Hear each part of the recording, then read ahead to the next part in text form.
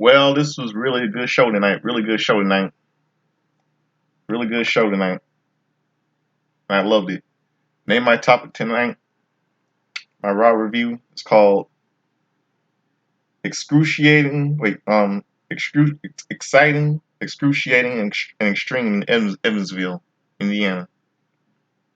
Evansville, right here in Evansville, Indiana. So yeah, it's right few miles right where I am right now in Greenwood, Indianapolis, where I am. And will Bad Blood be this any good this Saturday night? And I'm gonna give you my predictions for the Raw brand. And before I open up the show tonight, I'm gonna open up the show tonight with something.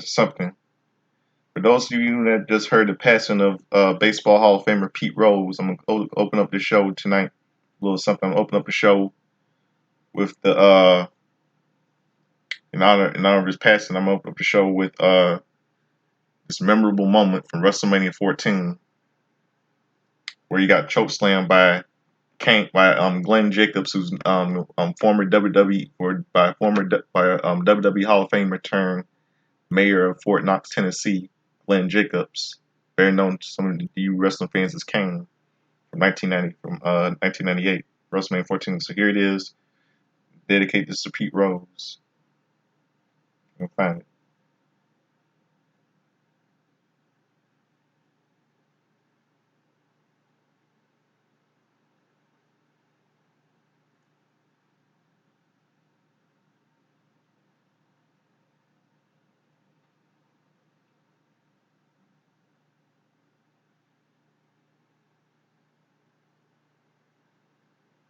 Let's see. I'm trying to find it. Hold on one second.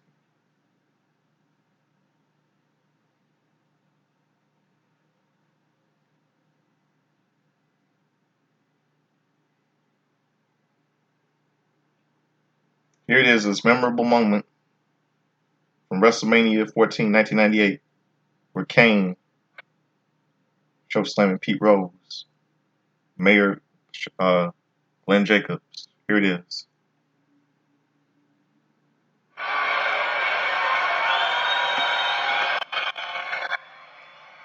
Last time I was here, we kicked your ass. What? That's what my friends are beat. You can't win a World Series. Yeah. Well.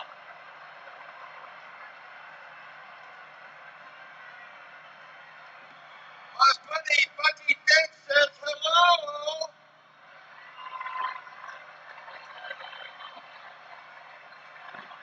You know, I left tickets for Bill Buckner, but he couldn't bend over to pick them up. Yeah, how about it? Speaking of the World Series and the great producer here in Boston for the Red Sox. And now, introducing. Whoa.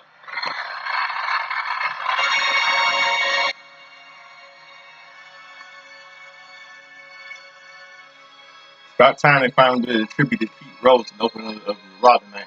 And Pete Rose tonight, Raw. Good thing finally thought they were going to do that. I was wrong. They were. And I said to myself that I thought he would. Maybe they probably won't. WWE won't be a tribute to Pete Rose because he probably might see this man kiss ass.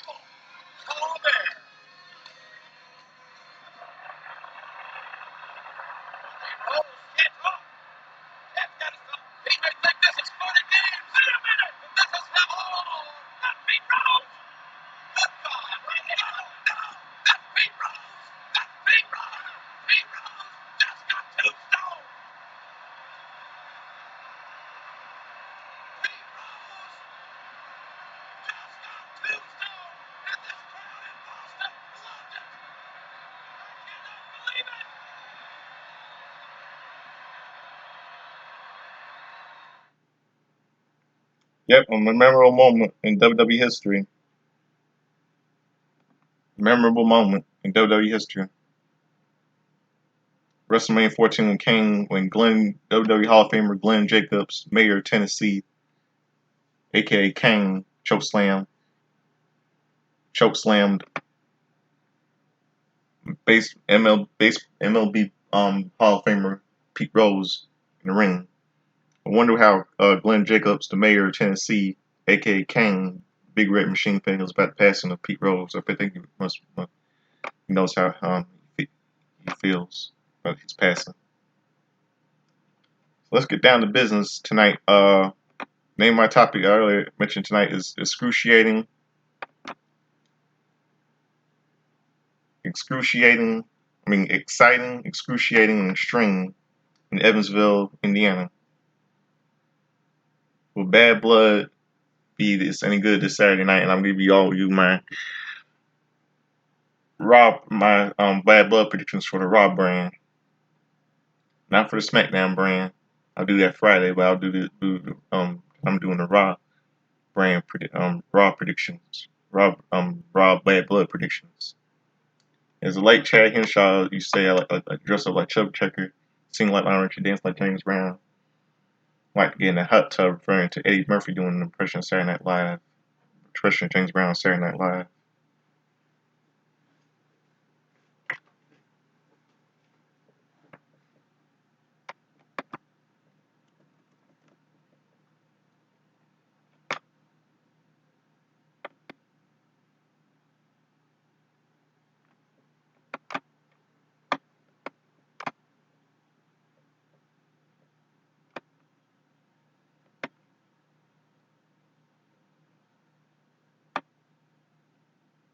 Okay.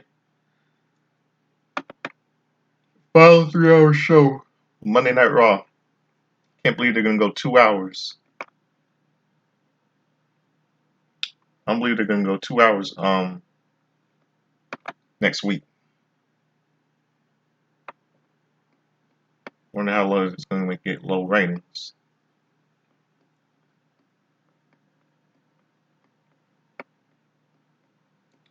Okay. They open up the show tonight. CM Punk. CM Punk arrived at the Ford Center. Yeah, he arrived tonight. Ford Center tonight. Yeah, Ford Center tonight in Evansville, Indiana. Then Braun Strowman showed up. Then we see Intercontinental Champion main event Jey Uso making his appearance. Yeah, I don't know why. I understand why. I mean, I think it was disappointing last week. He couldn't become the Intercontinental Champion. I mean, the only person who deserves it more is Eli Dragunov. Yeah, the fans were chanting, "You deserve it," but I feel like Eli Dragunov should have been an Intercontinental Champion, but I think he might challenge. He might issue out a challenge.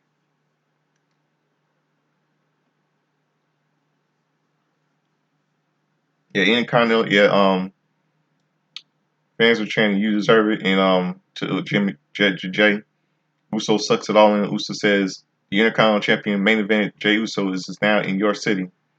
This is his first singles championship. To fight every week for anyone who wants it. Yee." Well, give it to Eli Dragunov, Jay. Uso looks taken back and is pacing the ring.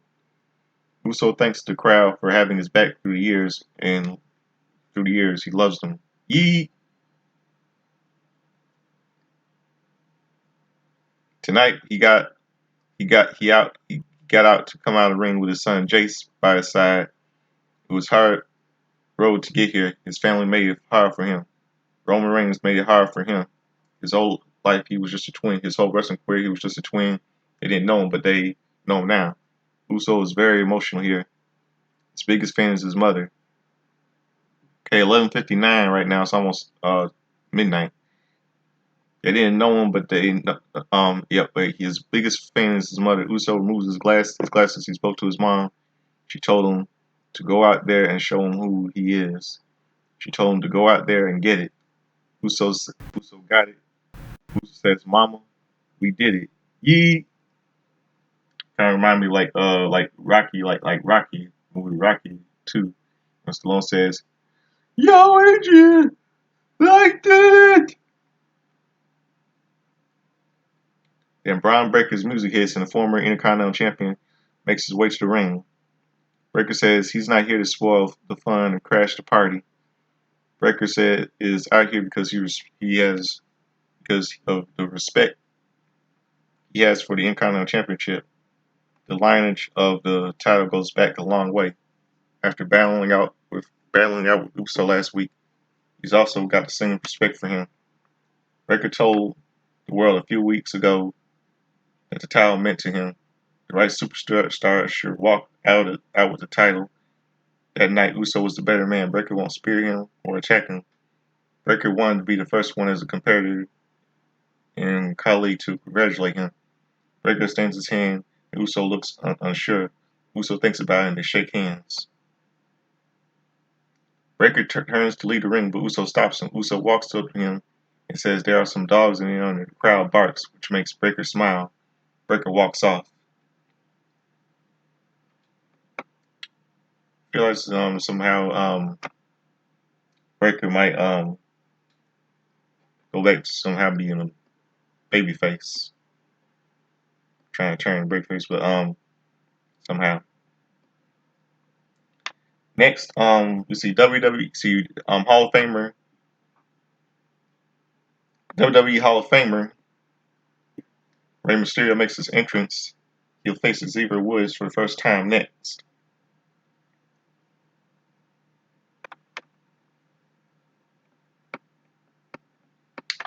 And it was announced later that Raw will go 2 hours starting next week and throughout the end of the year. Yeah, 2 hours starting next week and throughout the end of the year. Yeah, the problem. Yeah, it was. Yeah, they'll go 3 hours. Yeah, they'll go 3 hours. 3 hours on Raw. On next year when it moves to Netflix. I think. Yeah, they'll go back to 3 hours on Raw on Netflix next year because it was I think it was January. Hold on, let's see when it goes on Netflix. See.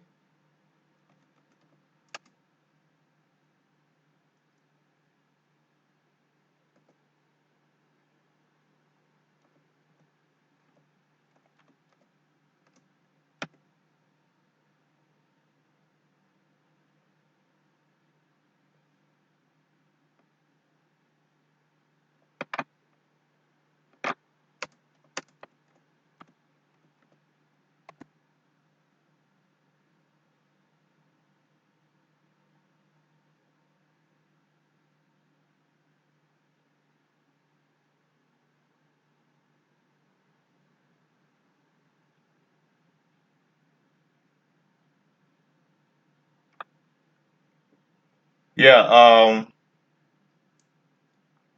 yeah, I think no. Wait one more time. Yeah, it'll stay two. It will stay two. Yeah, I think it will stay. Yeah, it will stay 2 hours next year. Like looks like they're doing that USA is doing right now. Netflix and saw a video which they were Raw Women's World Champion Liv Morgan was outside with Dirty Dum Dum by his lowrider. JD and Carlito were wondering if they seen Finn Balor. Mysterio called Balor on the phone. Balor said he was having travel issues, but the issue Morgan wanted to take care of was handled. Now we see the match. Rey Mysterio versus Xavier Woods. The bell rings and they lock up. Woods twists the arm, but Mysterio uses the ropes to flip through the pressure. Woods sends him into the ropes and connects with a dropkick for a 1 count. Woods headbutts the legend and puts him in the corner. Mysterio flips through a back suplex and shoves him in the corner. Mysterio charges, but Woods boots him back. Mysterio quickly fights back with a head scissor takeover. Mysterio shoulders him in the midsection, hits a head scissor takeover to knock him out of the ring. Mysterio knocks him out of the ring and comes off the apron with a flying seated senton. Then we go to a commercial. We return from the break to see Mysterio and Woods exchanging punches and kicks. Woods kicks him in the midsection, goes for a slam, but Mysterio elbows out of it. Mysterio goes for the ropes, but Woods pulls him back. Mysterio elbows him in the face and hits the ropes. Woods grabs him, but Mysterio counters with an arm drag out of the ring. Mysterio hits a outside moonsault. Mysterio gets Woods in the ring. He heads to the top rope. Mysterio hits a flying senton seated, followed by a spring crossbody block for a 2 count. Mysterio shoulders him in the corner and starts to 10 punches, but Woods counters by hitting him, putting him in the electric chair position. Mysterio fights out and hits a hurricane into the ropes. Mysterio goes for a 619, but Woods ducks it. Mysterio sets up a reverse DDT, but they fall over. Woods grabs Mysterio and rips off his mask. Wow. Wow. Disgusting. Despicable. Woods makes it look like an accident. Despicable. Mysterio covers his face. Woods rolls him up for the win. He cheated. That was despicable. And no one this is gonna make him this makes him twin. He's turning heel. Trust me.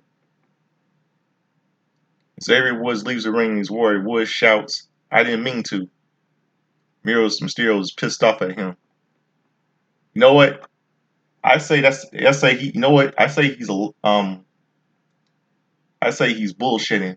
I say that's bullshit on Xavier. Bullshit. He's lying. He's saying he didn't mean to. Thou shalt not lie, Xavier. One of the ninth commandment. Thou shalt not lie. Wait, hold on, wait. Thou shalt not lie. Is thou shalt not lie ninth commandment? Let me see.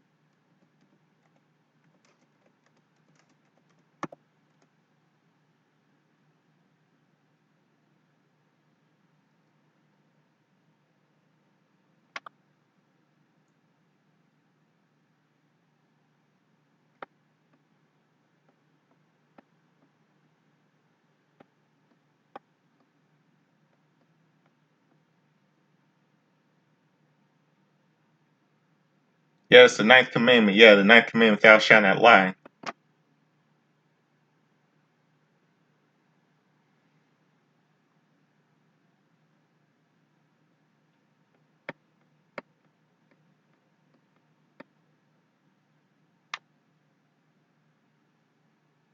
Yeah, we see a little backstage segment.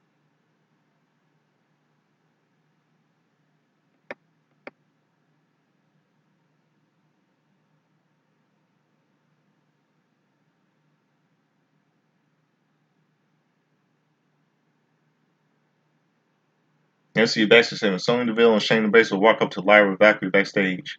Deville says Valkyrie has a big match against Zoe Stark. It's a shame that she'll be out of there all alone with Natalya and Zelina Vega.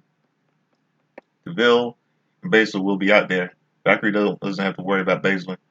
She doesn't fight unless Deville tells her to. They walk off. Yeah, a little mysterious logo is shown. The voice says, "Prepare yourself." It was a QR code. Yeah, QR code. Yeah, that was a lot. I know. Yeah. Everybody knows that. Yeah, it's the Wyatt. It's the Wyatt Six. Serpent and the Weeds, mysterious woman. Yeah. Kofi Kingston catches up with Xavier Woods and asks if he purposely pulled the Rey Mysterio mask off. Woods says he will never do that. Bullshit.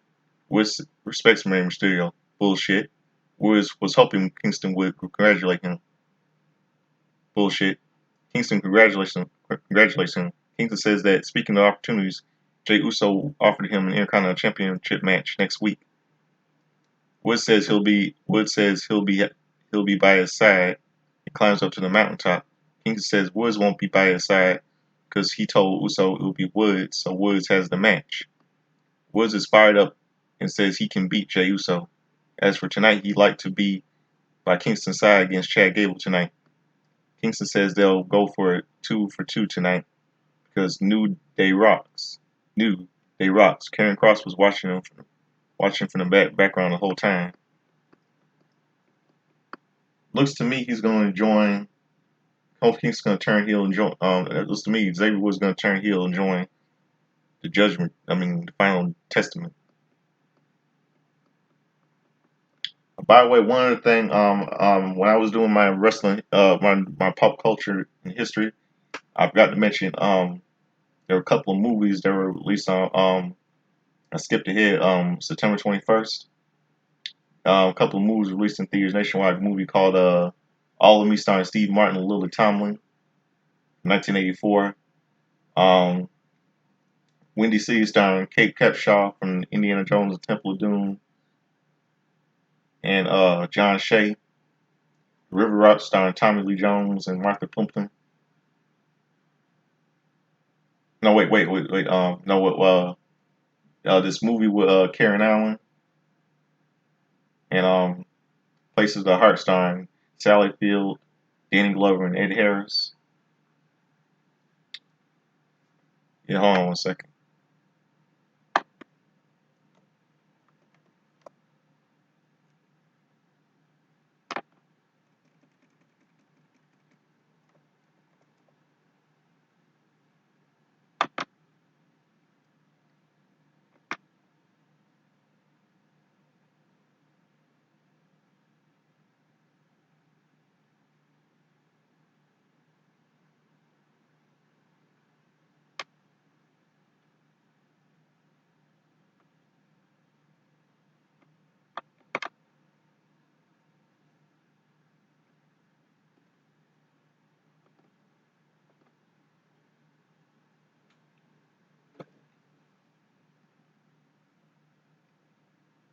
Hold on a second.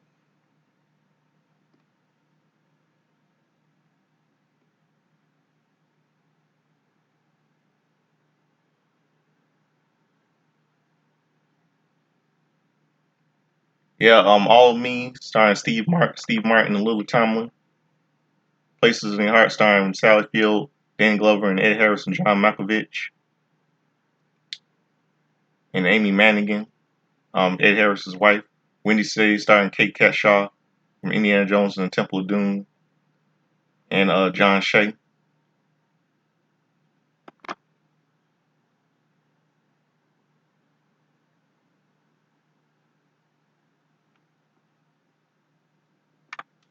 And one other movie. Let's see.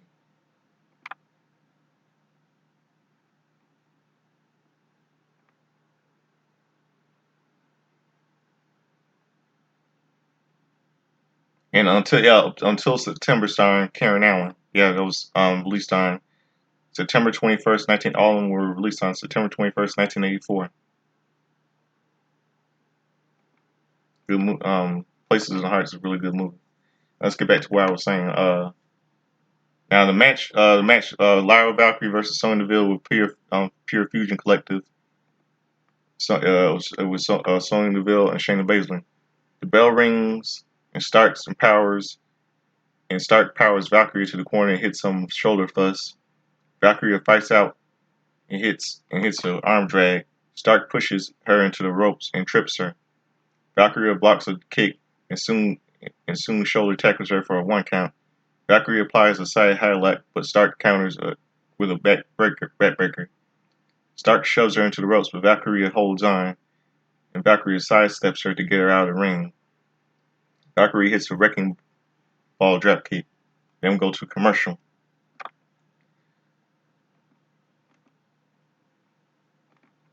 We come back from the break to see a wide shot of the ring. The Hell in a Cell structure is hanging over the ring. Valkyrie punches away at Stark and hits a running cross-body block. Valkyrie lays her out with a pair of forearms before hitting a Hurricanrana. Valkyrie hits an Enziguri and covers her for a 2 count. Stark stuns Valkyrie with a strike and puts her in a corner. Valkyrie drops her on the apron, but Stark kicks her in the face. Stark connects a springboard missile dropkick for a near fall. Stark goes for a Z360, but Valkyrie blocks it and hits a German suplex. Bill gets on the apron, so Valkyrie knocks her down. The referee is distracted by Baszler. Valkyrie rolls Stark up, but he doesn't see it for a few moments. Valkyrie picks up a 2 count. Bill quickly knees Valkyrie in the head. Quickly follows up with a Z360 for the win. Winning by pinfall, Zoe Stark. Then Pure Fusion Collective surrounds Valkyria, but Katana Chance wearing a face guard. And Kaden run down for the save. They lay DeVille and Baszler beside each other and hit the keg leg stand. Chance to Carter fired up. Very good match tonight. Very good. Then we see backstage statement. Raw general manager and Pierce is talking to an army of security guards. Pierce says he wants that match kept in the ring. CM Punk enters the frame and walks by him. Jackie Redmond is backstage with Kaden Carter, Katana Chance, and Lyra Valkyrie. Chance says they broke her face and they'll get revenge against Pure Fusion Collective. Once they're done with them, they'll get their World Wrestling Entertainment women's tag titles back. The Unholy Union walks up to them and says the titles belong to them. And a pissed off Chance is held back.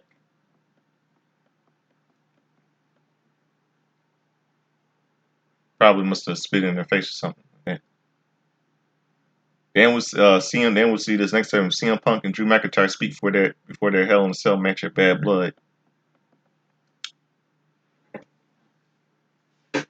GM Adam Pearce is in the ring with several security guards. The Hell in a Cell structure surrounds them. Part of his professional responsibilities is the delivery of the main events and special attractions. This Saturday at Bad Blood 2024, plans on delivering one hell of a special attraction. CM Punk and Drew McIntyre will go to war inside Hell in a Cell. After that match, it will be over. To get to Saturday, they have to make it through the night. There will be no physical battle between Punk and McIntyre in Evansville. The crowd boos. Pierce is giving them the opportunity to give one final shot in this bitter war. CM Punk is introduced first. The Second City Saint looks like in a trance, and he slowly approaches the Hell in a Cell structure.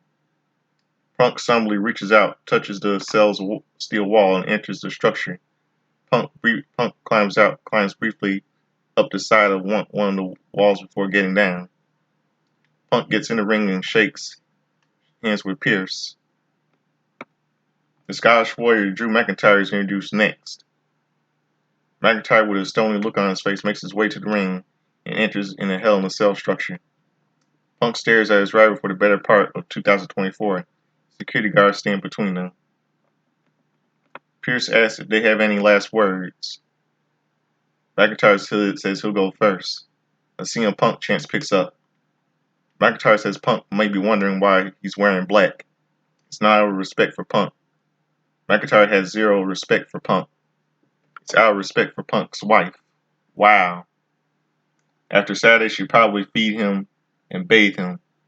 Oh, you crossed the line. You crossed the line now, didn't you, McIntyre? Did you have to go there? She'll probably have to leave him. McIntyre says this is a tuxedo because he'll be celebrating when he's gone. Punk isn't coming back this time. Punk has been back less than a year. He has been injured for 4 months. Hold on a second.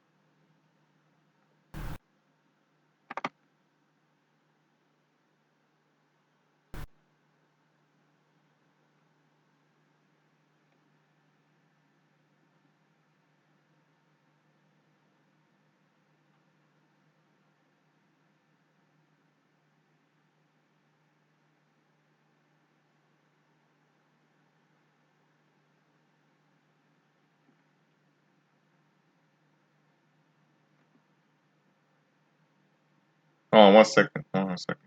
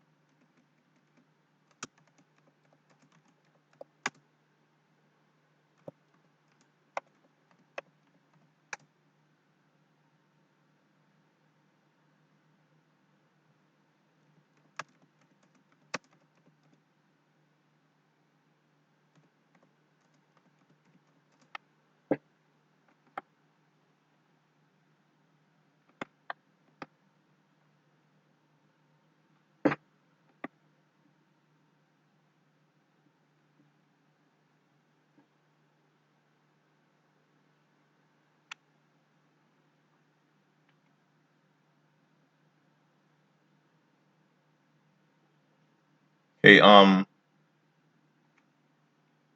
see,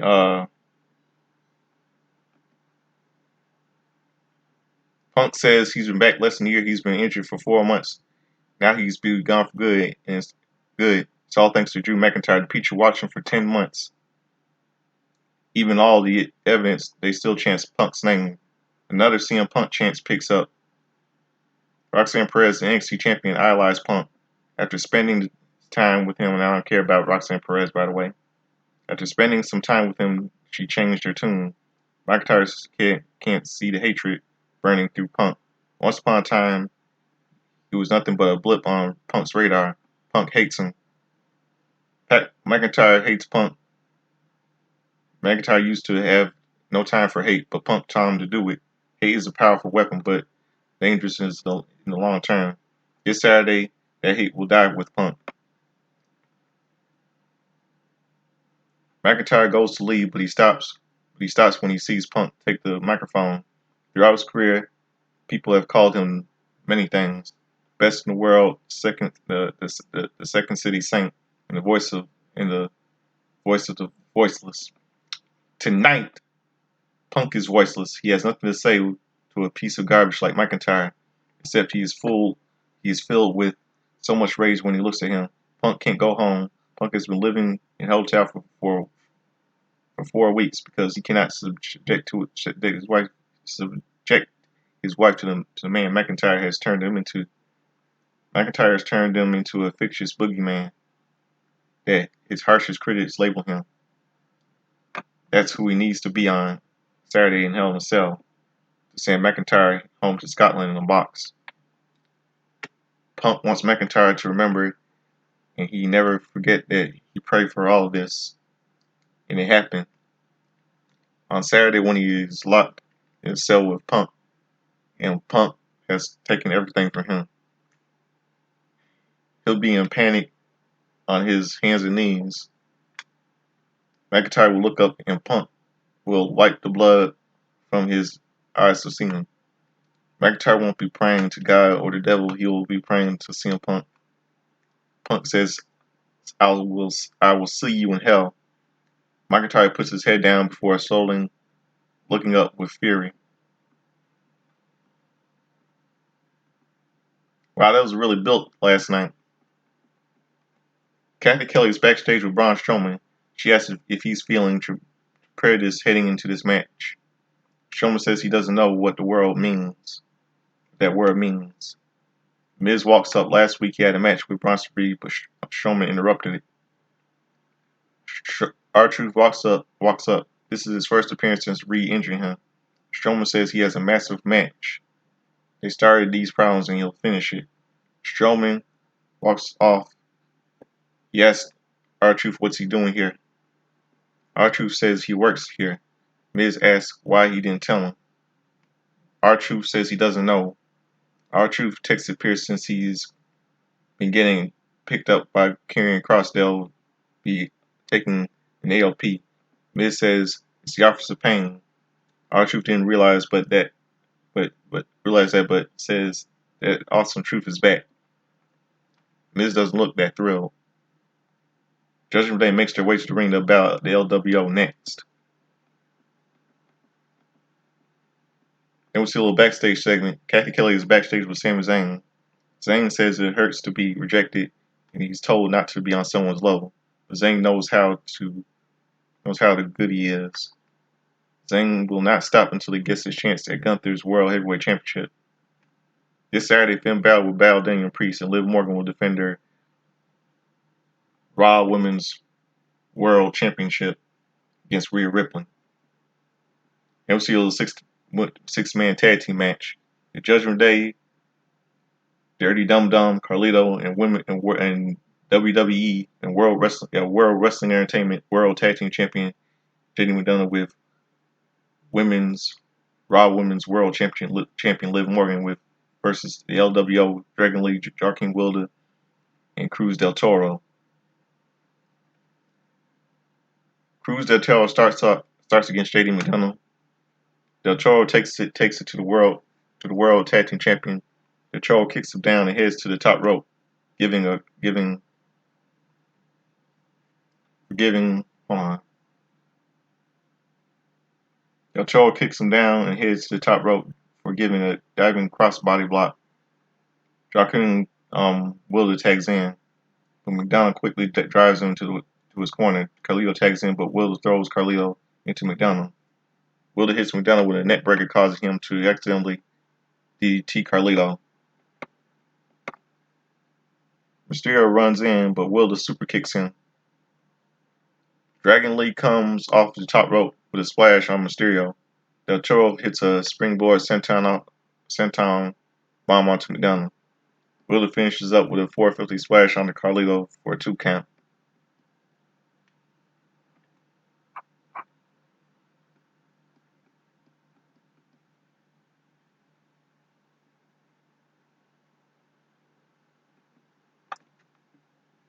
We come back from the break to see Wilder hit Mysterio with a DDT. Lee and McDonald tag in. Lee knocks Carlito off the apron, but boots McDonald for hitting a Hurricanrana. Mysterio runs in, but Lee hits him with a German suplex. Lee rocks McDonald with a knee to the face. Carlito attacks Lee, but Lee kicks him down in the corner and hits a slingshot dropkick. McDonald knocks Lee back and goes to the top rope, but he loses his footing. Lee quickly puts him in the tree of woe and sends Mysterio and Carlito onto him. Del Toro climbs on the top rope and hits the Judgment Day with a coast to coast for a near fall.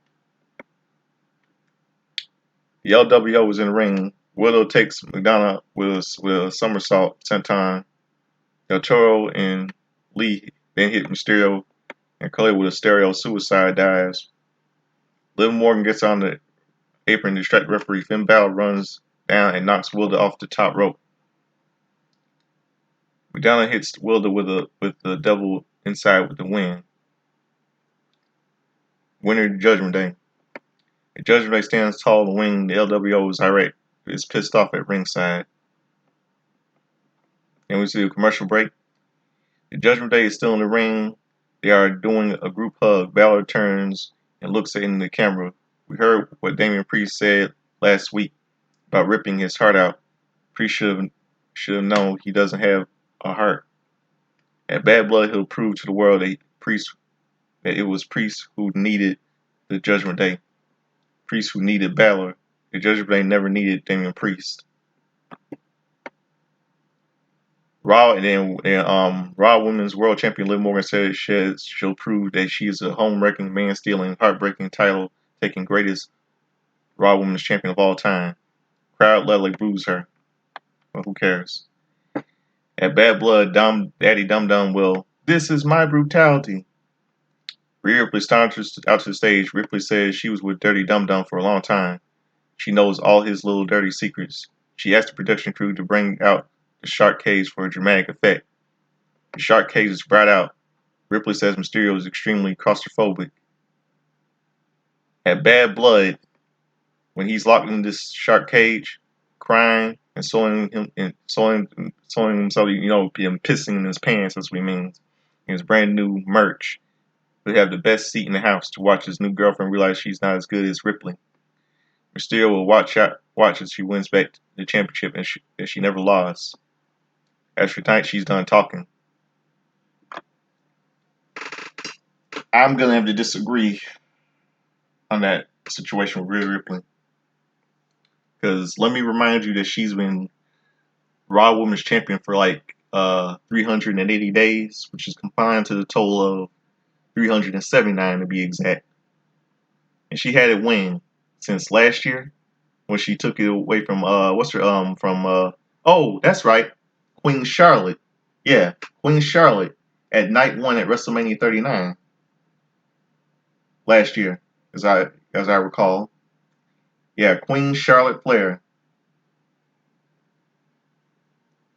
I mean, does it really matter if Liv Morgan took it away from her when he got vacated because when she broke her arm and when she had to be had to take her time out to get her arm recovered? So what? Big deal. What's Rhea Ripley gonna do? Complain? Call an ambulance?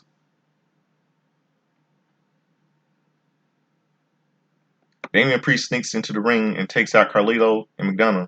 Priest then attacks Baylor. Mysterio and Morgan try to escape, but Ripley headbutts Morgan down. Ripley sends Mysterio into the barricade and throws him to the shark cage. Morgan tries to attack her, but Ripley scares her away. Ripley runs back and kicks Mysterio before opening the door. Mysterio begs her for mercy, but she throws him to the shark cage. Mysterio puts his feet up to stop her from closing the door. Morgan attacks Ripley from behind. They get into a brawl on the stage. In the ring, Priest powers Balor into the corner and punches McDonough and Carlito away. Balor hits Priest in a sling blade in a woo dropkick. Priest regains his bearings and knocks Carlito down. Balor hits a reverse DDT to take Priest down. McDonough hold Priest up. Balor hits another woo dropkick and heads to the top rope. Balor hits the coup de grace, and Balor goes back to the top rope and hits another coup de grace. Balor heads up the top rope for the third time and hits a coup de grace. Priest is in a lot of pain and he holds his midsection. Judgment Day stands tall over him.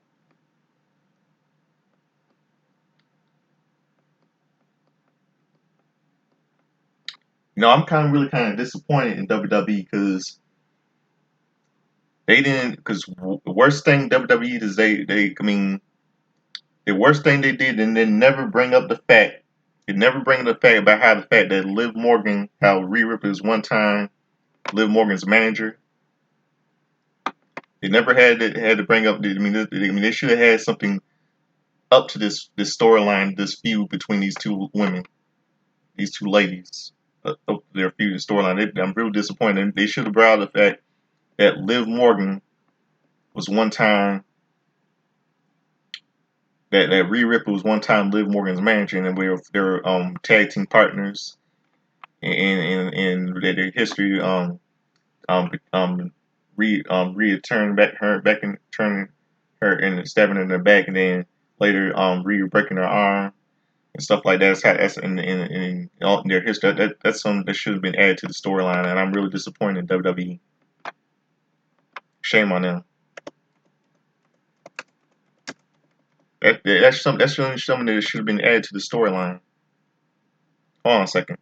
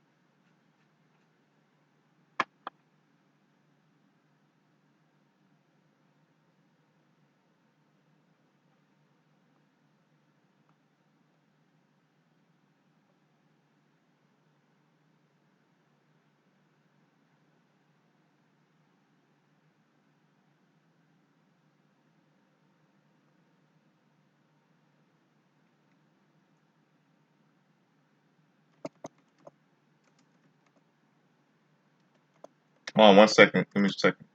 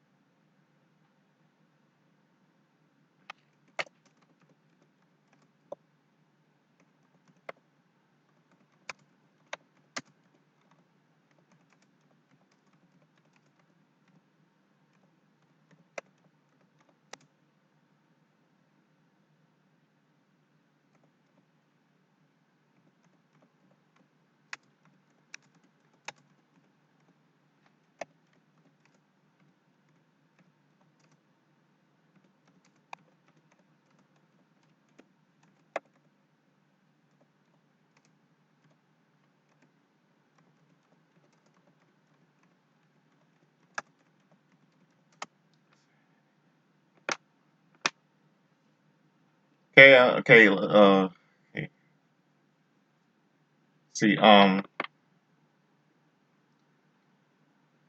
see, then we see this little video.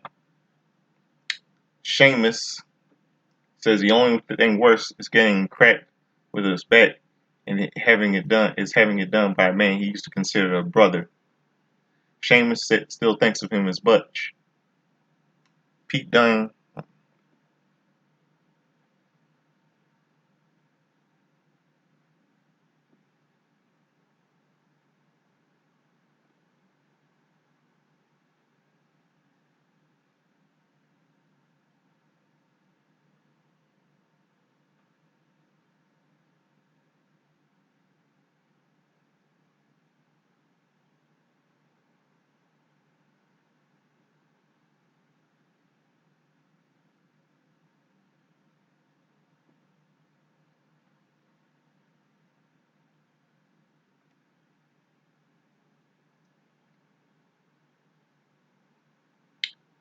Hold on a second.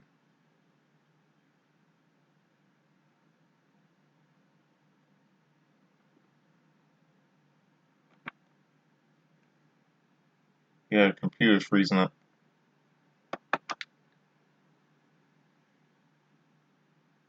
Yeah, I'm sorry. Sheamus says the only thing. Sheamus says the only thing worse than getting cracked with a bat is having it done by a man you used to consider a brother. Sheamus thinks of him as Butch. Pete Dunne is taking it too far and is on the wrong side of a fight night. Dunne's a dangerous little bastard. He wants to play rough. He can do that. Sheamus challenges him to a final match. Bang, bang, one final match banger, and Sheamus wants a good old fashioned Donnie Brook match. Sheamus says, "What do you say, Butch?" American Made makes her way to the ring. Chad Gable will have about Kofi Kingston next. And WWE extends his condolences to Pete Rose, who passed away today. He was 83. Fine, did the right thing. Damage Control is backstage. Io Sky, they're still the most dominant team in the women's division. She's in Bianca Belair's head. They want their tag titles back. Give me a break, please. You guys had the belts already. Get over it. The only reason, you know what, I think, Io Sky Io Sky and Kyle should just get over it. They've been WWE, they've been the World Wrestling Entertainment Women's Tag Team Champions already. The only reason why they had those belts is because of their former leader Bayley, who's on SmackDown, and Dakota Kai. And last time I checked, they were all up in Bianca and Jade's faces not too long ago on a SmackDown episode earlier this year, as I recall. Now, next match we go here: Chad Gable with American Made, Brutus Clee, Julius Creed, and Ivy Nile versus Kofi Kingston and Xavier Woods. The bell rings and Gable quickly takes Kingston down with a waist lock. Kingston soon fights out, but Gable gets the better of him. Gable, a former Olympian, is better than Matt wrestler. Gable hits the ropes, but Kingston leapfrogs him. Kingston goes for a second leapfrog, but Gable counters with a German suplex attempt. Kingston flips through and soon hits a dropkick. Kingston hits a slingshot splash for a 2 count. Gable rolls out of the ring to recover. Kingston hits the ropes for a suicide dive, but Gable forearms him in the face. Gable then delivers a German suplex on the floor. Gable, who has a cut on his forehead, poses. We return from the break to see Gable hit a diving headbutt for a near fall. American Made is rooting Gable from ringside. Gable attacks and whips him to the opposite corner, but Kingston scales the ropes and hits a missile dropkick. Kingston pulls himself and hits a pair of clotheslines, followed by a dropkick. Gable quickly fights back with an explosive suplex. Gable goes for a chaos theory. but Kingston counters to a roll up. Gable gets out and rolls him up for a 2 count. They trade roll ups back and forth. They soon bridge up. Gable gets an impressive avalanche for a DDT for a near fall. Gable gets to his feet and charges, but Kingston stuns him with a pendulum kick. Kingston comes off of the top rope, but Gable picks up the ankle and applies an ankle lock. Kingston counters with a roll up for a 2 count, but Kingston goes for trouble in paradise. But Gable blocks it and applies an ankle lock. Kingston rolls through and hits an SOS. Gable quickly grabs the banner rope, pulls himself out of the ring for a 3 count. Xavier Woods roots on Kingston. Kingston goes to the outside ring and leaps off the steel steps to take out American Made. But Kingston puts Gable in the ring. Julius Creed goes for a blindside, but Woods takes him out. Kingston gets in the ring, but Gable kicks him down. Gable charges, but Kingston steps sides him. Kingston goes for a trouble in paradise, but crashes and burns Woods trips Gable. Gable quickly gets up and Kingston hits Chaos Theory for the win.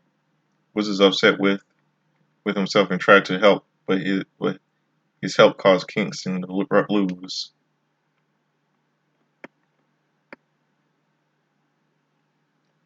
Then, footage is shown of Seth freaking Rollins appearing on Saturday Night Football last night on NBC.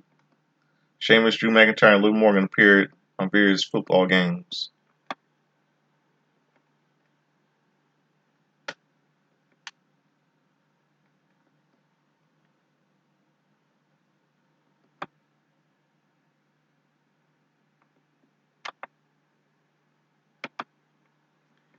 Then we see a little backstage interview.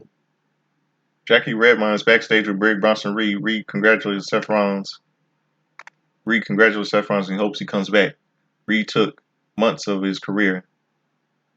Next time he'll take years off his life. As for Brian, Reed apologizes for exposing him as the man he is. Reed is the last monster standing. King Kong versus Goliath last night between these two. Reed Bronson and Strowman and Reed. Then Raw General Manager Adam Pearce was talking to WWE officials. WWE World Heavyweight Champion Gunther walks by him. We hear from Gunther next. Then we see a little video. The Wyatt Six is showing a mysterious video. The video says, "We see your intent, anger festering into rage. Do not go down this path. Extends in your demise. You know better. Do not force our hand. Heed our admission." Another QR code is shown. A veiled woman is shown into the veil and falls off. In a brief moment, looks like Alexa Bliss staring into the camera. Wow. That was Alexa Bliss? Wow. It looks like she's joining the YS6. I think this is really coming good than I thought. This is really coming really good. This means shit. Alexa Bliss and Nikki Cross are reunited, friends together again. Wow, this is something else. This is amazing.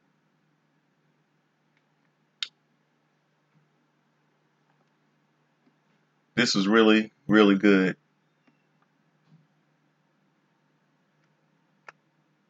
I bet you that was Alexa Bliss. I bet you.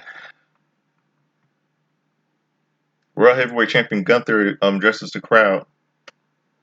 World Heavyweight Champion Gunther makes his way to the ring. At a video live event from Columbus, Ohio, this past Saturday, Eli Dragunov towards his ACL match against Gunther.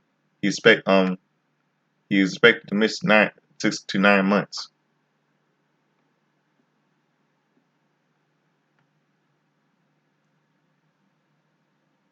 Gunther says his life as the World Wrestling Entertainment World Heavyweight Champion has been fantastic.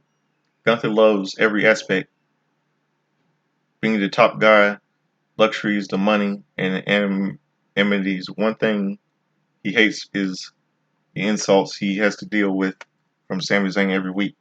Gunther could ask for no one, anyone more, knowing that Sami Zayn.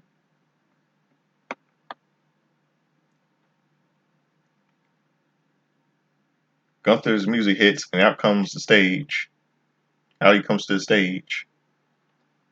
Zayn says if Gunther finds it so annoying to deal with him every week, there's a very easy way to put an end to it all. Put put to put an end to all this once and for all. Zayn gets in the ring. All Gunther has to do is give him what he wants. Give him what he keeps asking for. Zayn wants Gunther to put the World Heavyweight Championship on the line. Zayn says Gunther won't do it. Zayn knows why and he thinks Gunther knows deep down. Zayn tells him to admit it. Gunther says he tried to tell Zayn and beat it into him. Zayn is not on his level. Zayn asks if he's not on Gunther's level, then how did he beat him at WrestleMania? WrestleMania 41, 40 to be exact.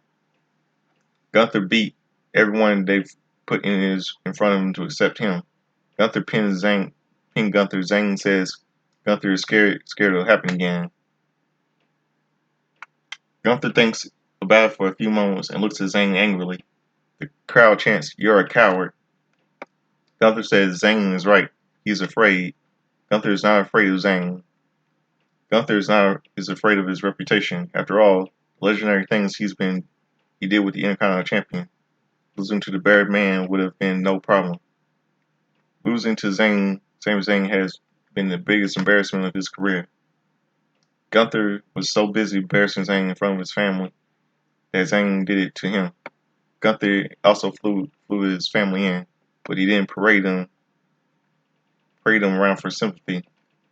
Once it was all done, he had to go back and look for his father in the iron.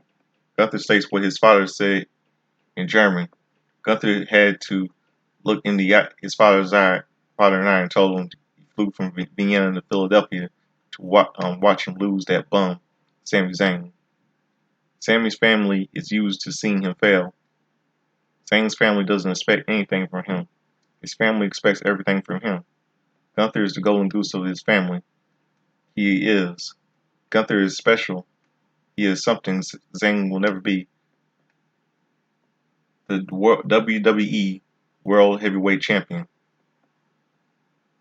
Zayn says Gunther is right about something. His family has watched him lose and gets knocked down many times. Zayn always picks himself up and moves forward. What did Gunther do when he lost in front of his family? Gunther crumbled. Gunther didn't ask for a rematch. Gunther tucked his tail and hid. He disappeared from WWE TV for months. Gunther didn't show his face because he couldn't. It's all because his father made him feel like a loser. Gunther is showing that his father, that he is a coward, also a coward.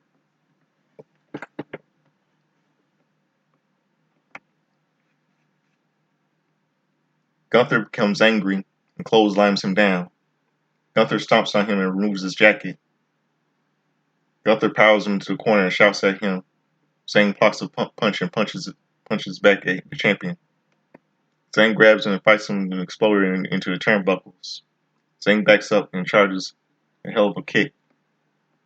Gunther pops out of the arena and powers a sleeper hold. Gunther spins him around, hits a vicious powerbomb. Zayn is unconscious. Gunther stands him over and says Zayn has as much Gunther and walks away. Zayn sits up and says, I got you.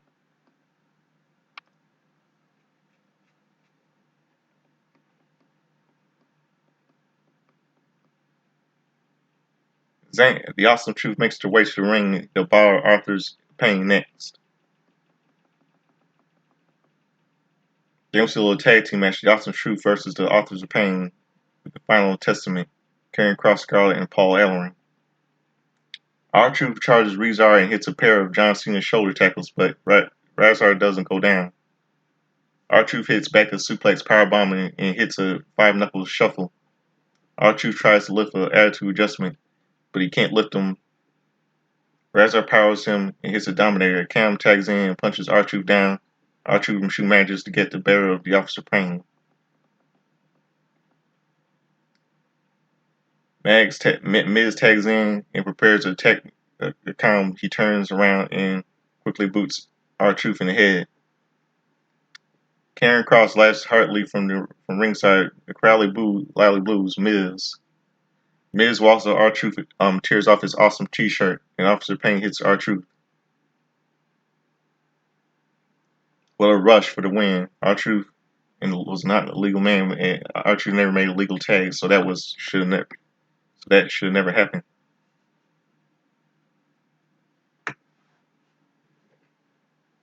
The Final Testament stands tall in the ring.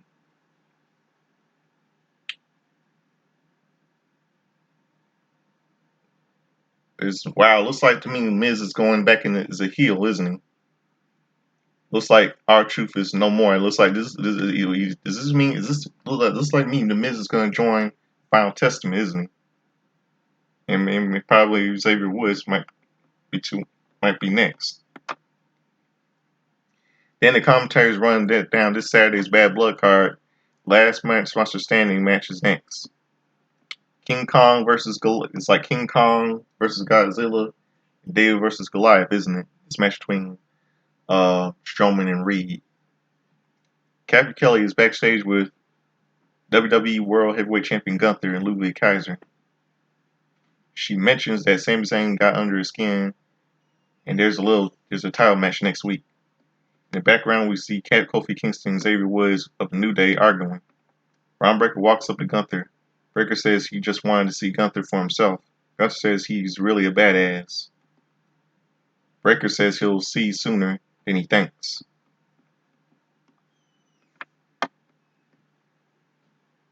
Now we'll see a preview for next week's on Raw.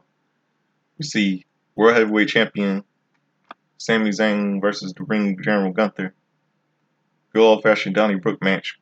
Sheamus versus Pete Dunne. An Intercontinental title match. Xavier Woods versus Jey Uso.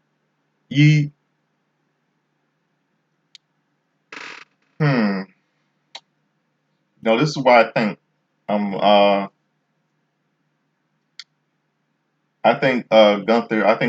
will retain. I don't know what to say about the Donnybrook match between Sheamus and Pete Dunne. And about the Intercontinental match, Xavier Woods versus Jey Uso.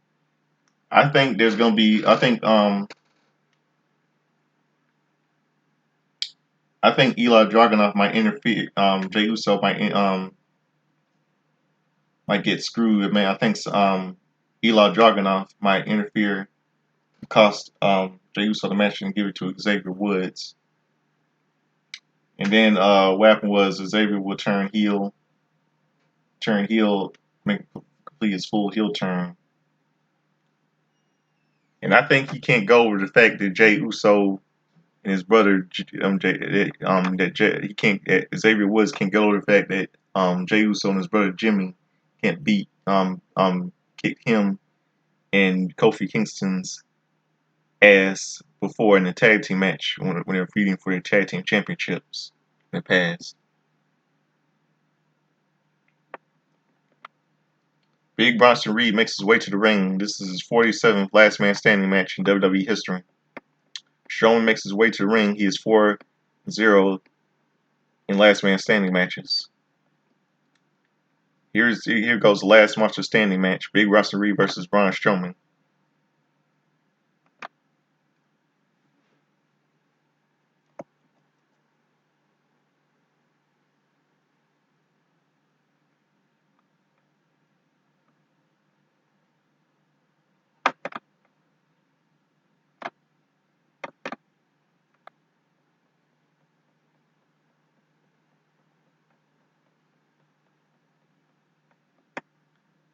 Okay, Strowman gets to the ring and immediately clotheslines Reed and hits the ropes and ducks a clothesline and hits a running forearm. That's how this match starts. Reed gets out of the ring and charges at Strowman, who rolled him out of the ring to recover. Strowman sidesteps him and sends him to the steps. Strowman grabs the top of the half of the side steps and smashes it twice into Reed's face. Strowman climbs to his steps and grabs Reed for a massive chokeslam through the commentary table. 1, 2, 3, 4, 5, 6. Reed gets to his feet. Reed shouts it's going to take more than that.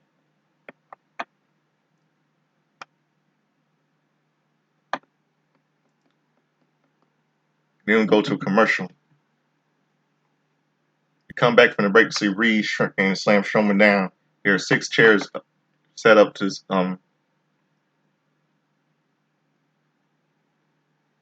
there are 6 chairs set up to seat take a ringside. Reed goes to the apron and tries to suplex Strowman out of the ring into chair configuration. Strowman fights out and hits the ropes to knock Reed off the apron and through the chairs. 1, 2, 3, 4, 5. 1, 2, 3, 4, 5. Reed starts crawling. 6. Reed gets to his feet.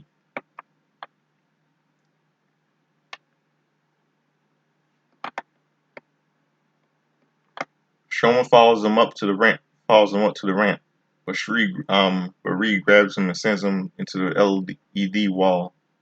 Reed grabs a steel chair, but Strowman blocks it and smashes it back a few times. They brawl into the crowd, and Strowman gets to the top of him for roll crate. Strowman sets up for a clothesline, chokeslam through some tables.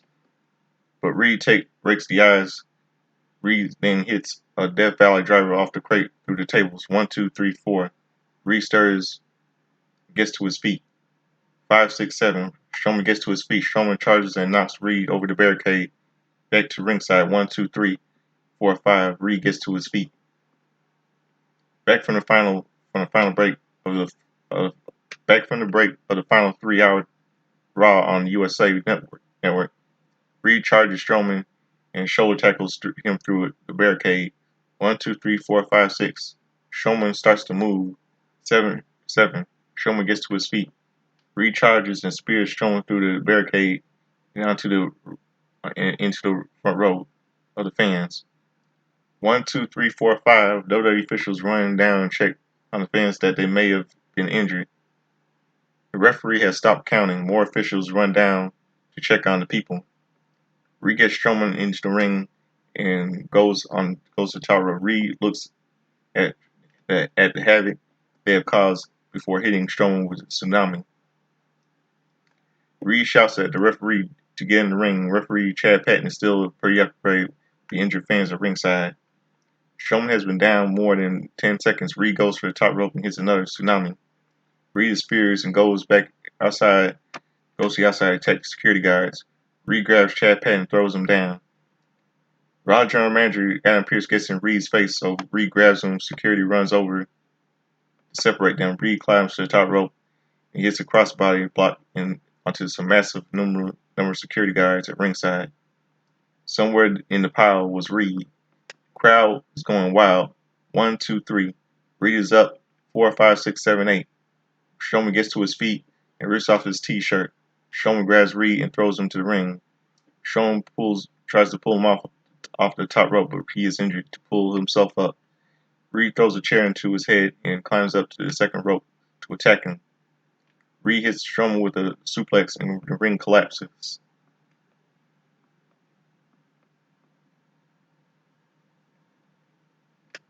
The referee knocked out of the ring. Referee is knocked down in the ring in by the position. Slowly gets back in the ring. 1, 2, 3, 4. Reed stirs and pulls himself over the steel steps in the ring. 5, 6. And bam, Seth freaking Rollins returns and hits Reed with a stomp on steel steps. 7, 8, 9. Johnson gets up. 10. Strowman wins. Wow. Burn it down! Beckford gets revenge on Bronson Reed. Yep, Bronson Reed got exactly what he deserved. Seth Rollins got his little revenge. And winner is Braun Strowman. Way to go, Seth. You got your revenge, and Braun Strowman got his revenge. Two, you got your revenge on Bronson Reed. Yep, Braun Strowman won thanks to the return of Seth freaking Rollins. Braun Strowman is the last monster standing. Good show, good night. I loved it. I loved it. I loved it last night. Now that that's finished, time for me to give my little Raw predictions little Bad Blood predictions for the Raw brand.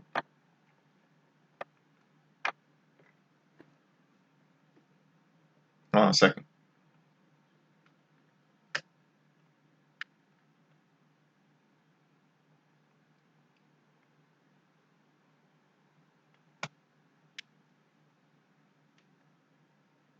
Screen's freezing up again.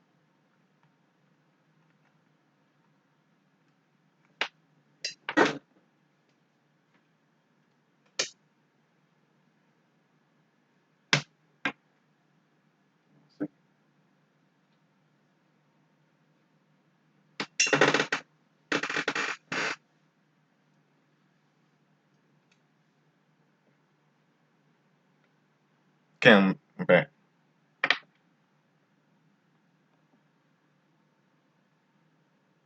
Yeah, it's time. Yeah, now I'm gonna give you like my Raw predictions. For SmackDown brand, for Raw brand, for Bad Blood. Let's see.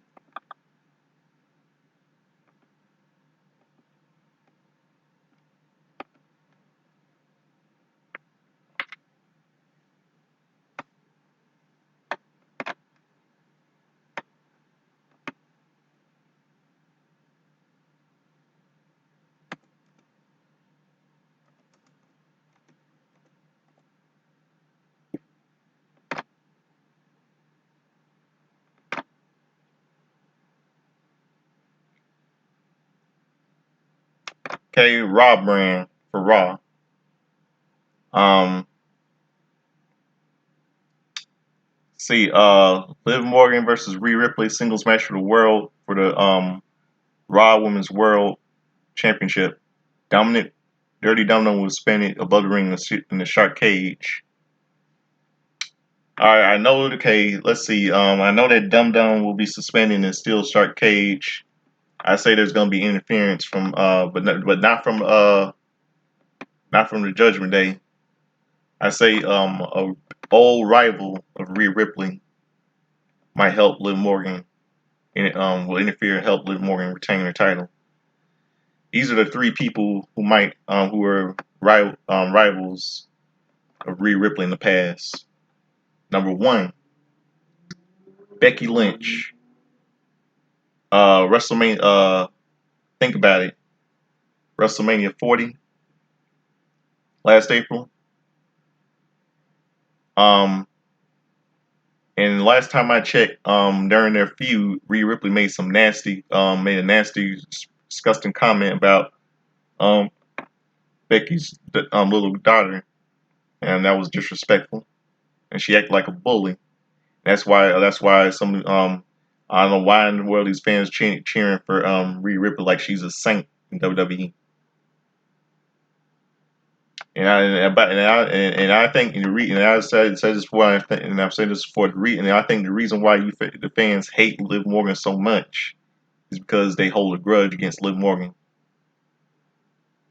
That's probably why. Maybe because she was no saint in WWE. She used to be a mean girl type of heel herself, like Rhea Ripley. She used to do bad shit in WWE.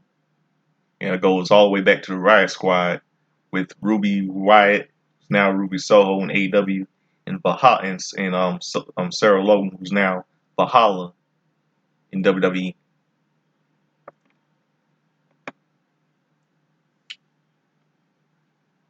I'm gonna say really that Becky Lynch might retain, but I don't think that's gonna happen. I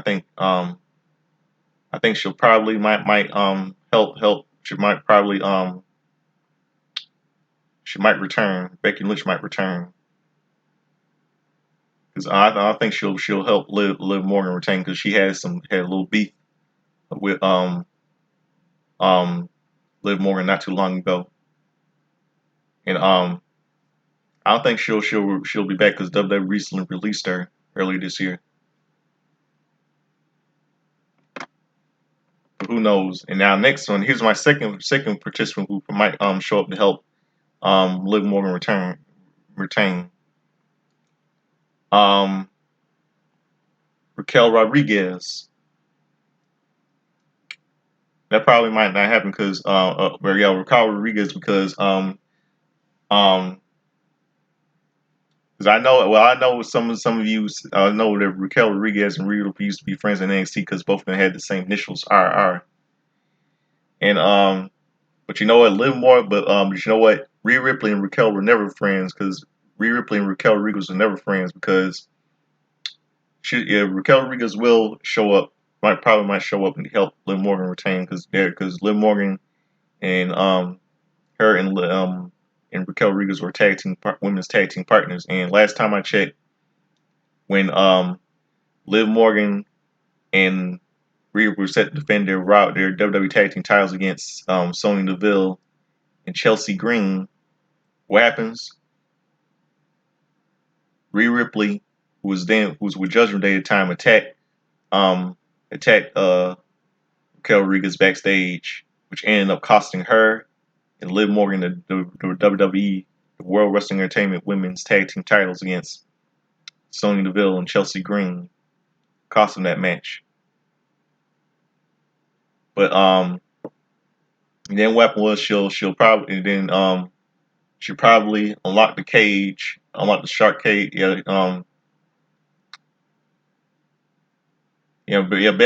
Becky Lynch I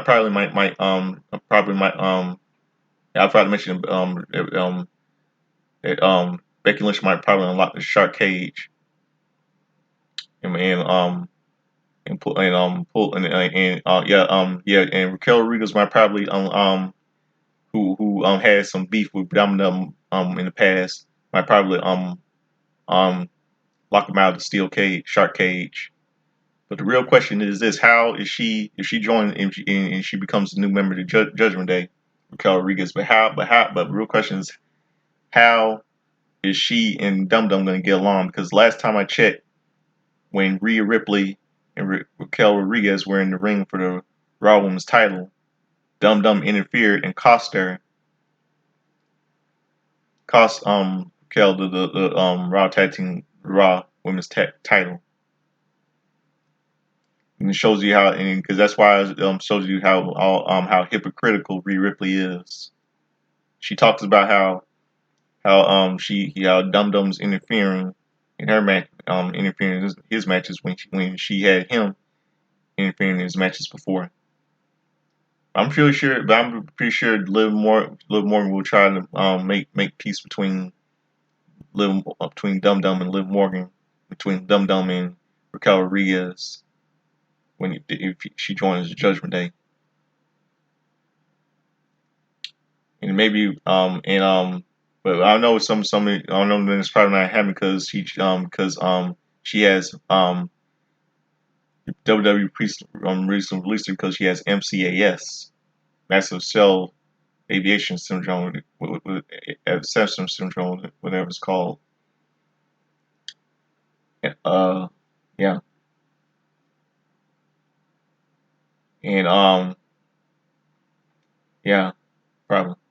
Now here's my third person who might show up to help interfere in the match, and another rivalry who might interfere in the match to help Liv Morgan retain and unlock Dum Dum in the steel cage out of the shark cage.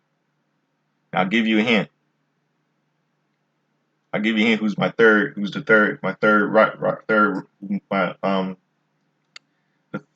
the third old rival of Rhea Ripley who might interfere and help Liv Morgan win and retain, help and get unlock Dum Dum in the steel cage and join Judgment Day.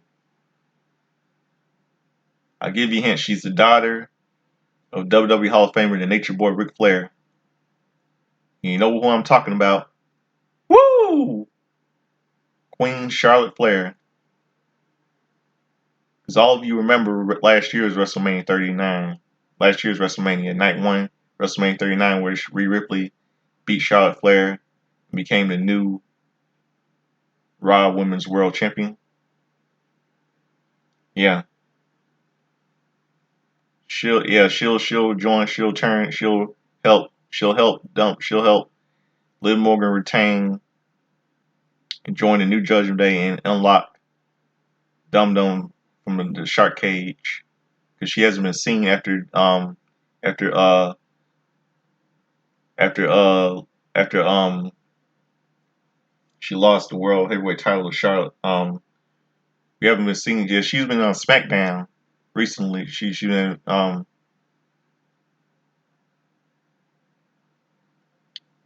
yeah, she was her last appearance on SmackDown, I believe, when wasn't it? I think that's what I think it was. Yeah, yeah, she might show up make an appearance, make show an appearance and help Liv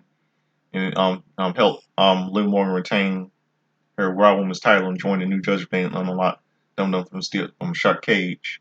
And she'll show like a more darker side. She'll be like an evil, evil queen. She'll change her gimmick will change, becoming like a evil queen, like a dark side Queen Charlotte, like an evil Charlotte, like the evil queen of Snow White instead of Doris, like she's like evil Queen Charlotte. She'll go from like being a narcissist to like a sadistic, sociopathic, malicious side, evil. She'll like evil side. But the real question is, can Liv Morgan trust Charlotte Flair?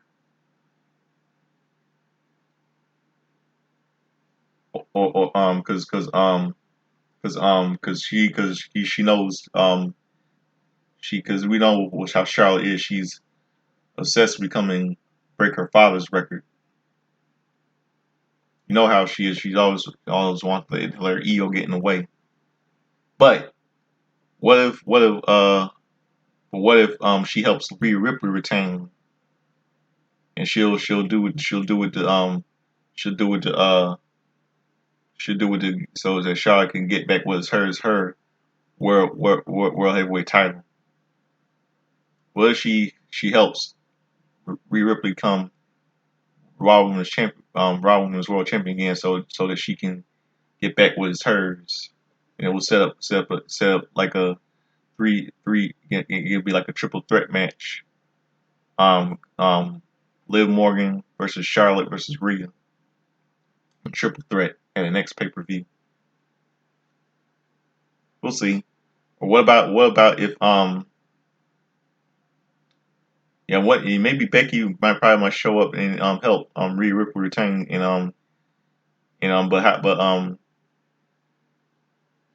but Rhea Ripley, I know Becky Lynch won't forgive probably not won't forgive Becky Lynch for WrestleMania 40.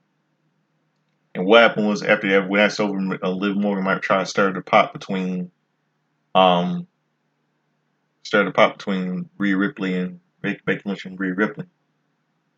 And they probably might everyone likes to blame Rhea Ripley, Liv Morgan for it. But don't put all this on Liv Morgan, put it on Rhea Ripley because she started all this. Because she might bring up the fact that she made some discuss and Liv Morgan might defend that she made at one time that Rhea made disgusting comment about her mother, and it'll stir the pot between and people think she'll stir the pot between Becky Lynch and Rhea Ripley. So that's my prediction right there. That's my prediction. Singles match: Damian Priest versus Finn Balor. I say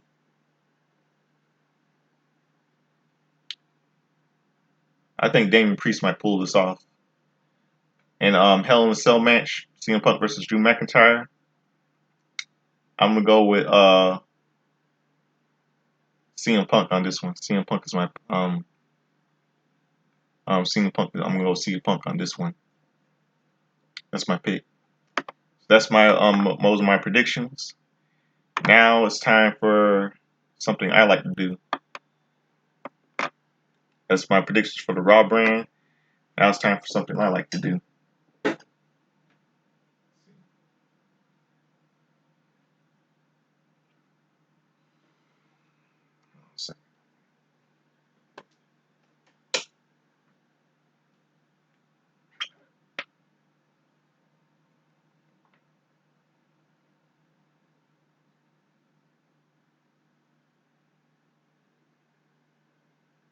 It's time for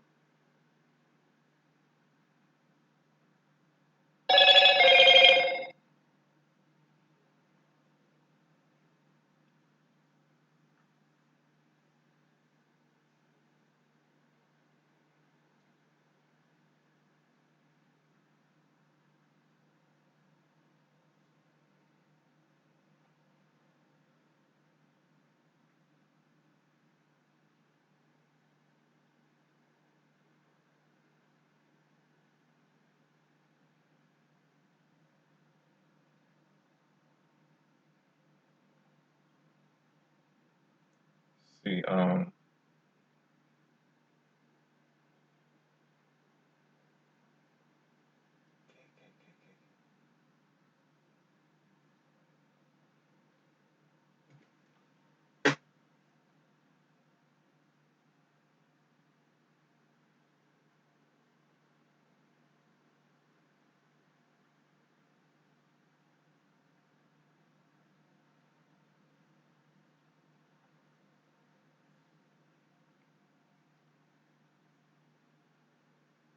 It's time for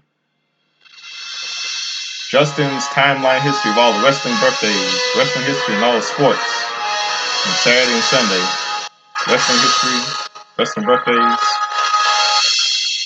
sports, pop culture and timeline, pop culture and everything. All you hear that little thing from Back to the Future. Starring Michael J. Fox and Christopher Lloyd, my favorite movies. Let's go to Saturday, shall we? Saturday.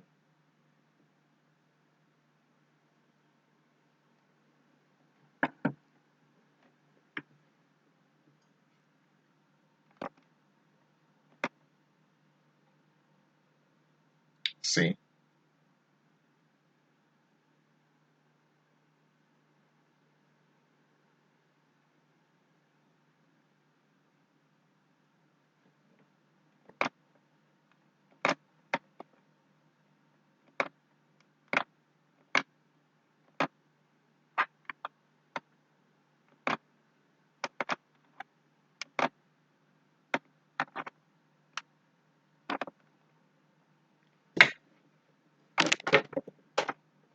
Let's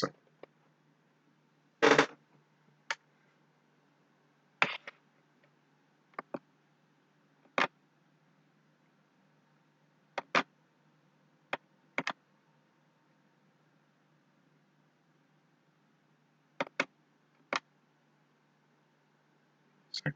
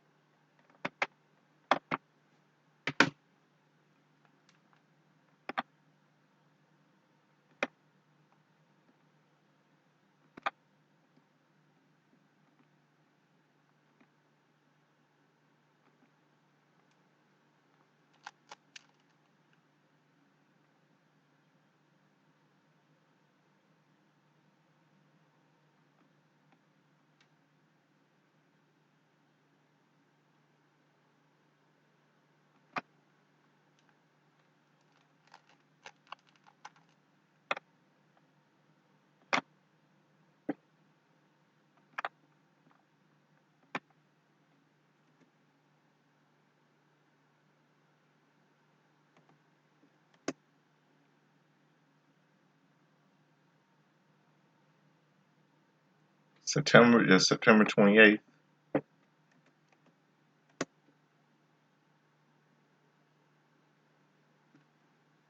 Saturday.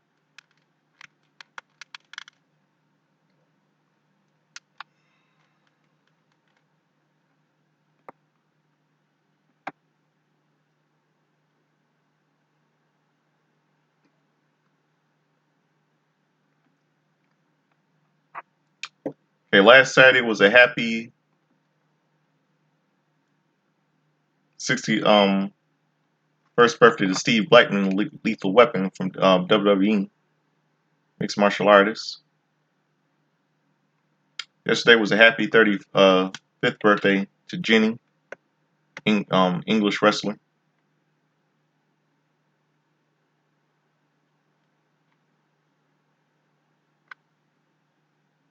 Jason Jordan turned 36 last Saturday.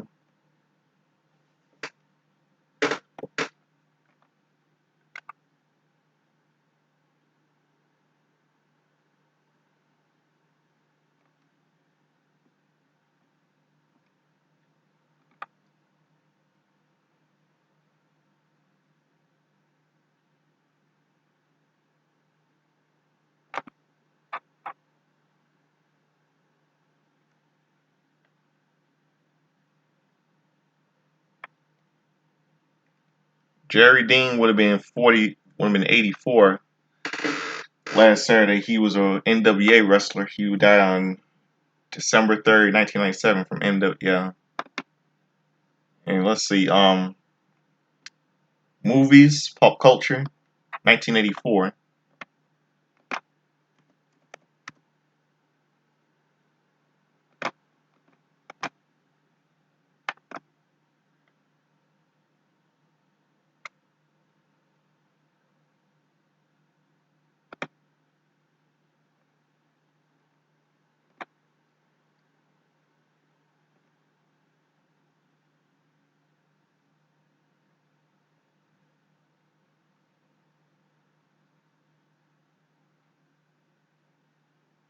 Okay,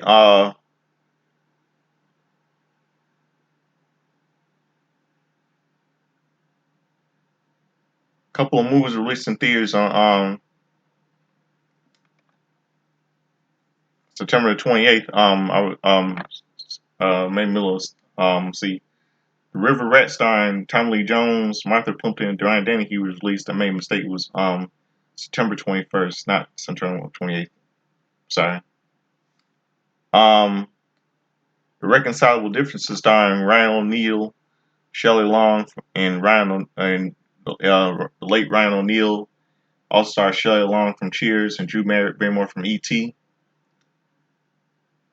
Sharon Stone starred this movie as one of her earliest roles. Heartbreaker starring Peter Coyote and Nick Mancuso was released. And Max Gale from the TV show um from the TV show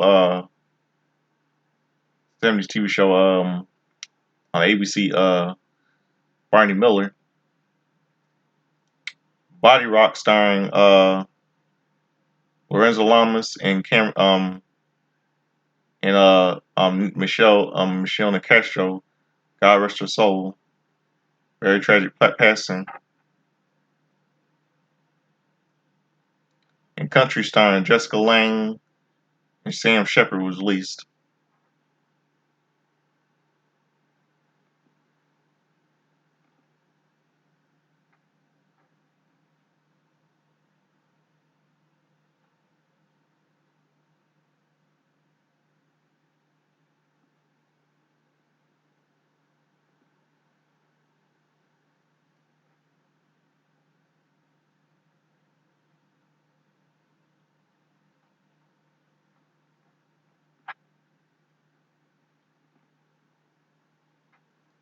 Let's see what else.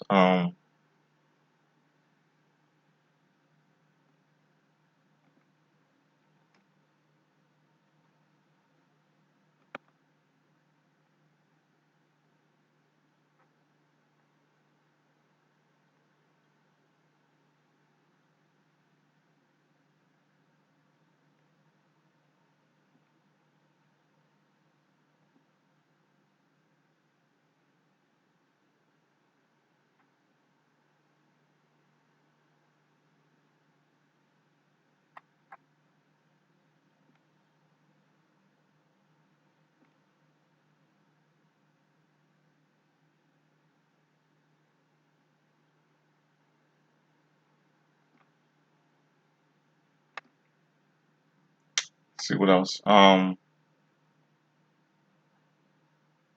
And The Wildlife, starring Chris Penn from Footloose and Leah Thompson from Back to the Future was released, and Eric Stoltz from movie Mask, and Rick Moranis was in that movie, and also had Quaid in that movie.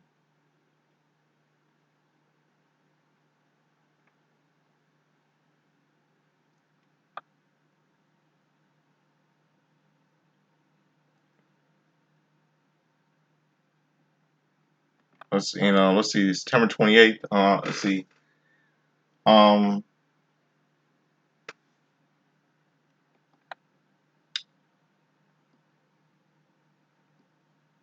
September 28th. I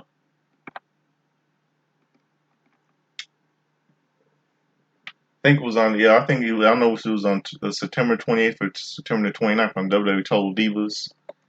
Let's see.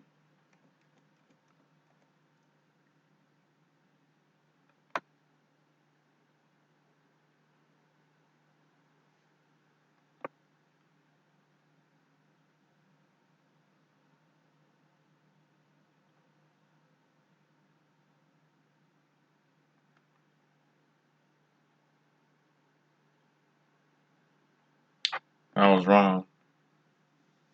It wasn't September. Let's see. What else? Trying to figure out what else.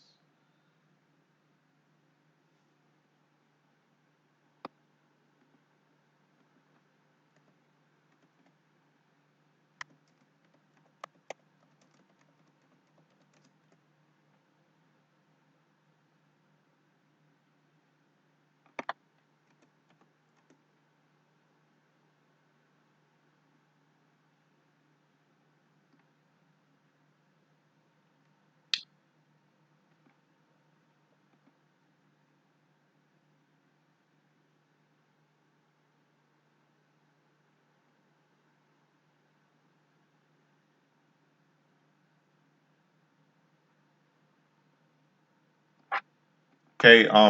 So let's see. September the 29th.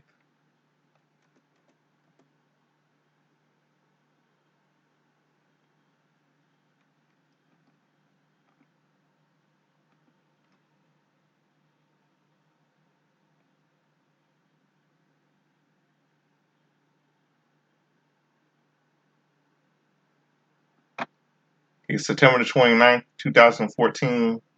We lost Bill Jordan, and he died. He's a Canadian wrestler. He died on September 29th, 2004, wrestling WWE. He died at the age of, I don't know what he died of. He died at the age of probably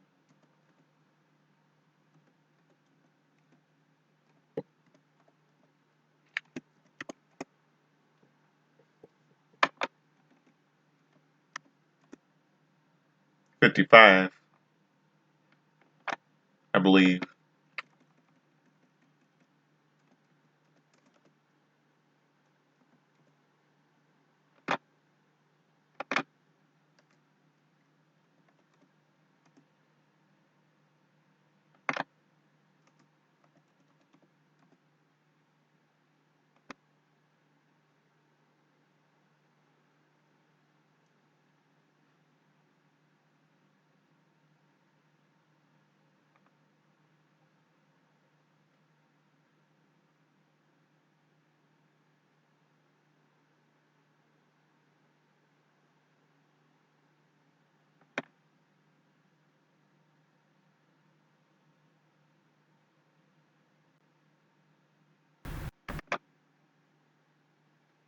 Let's see what else.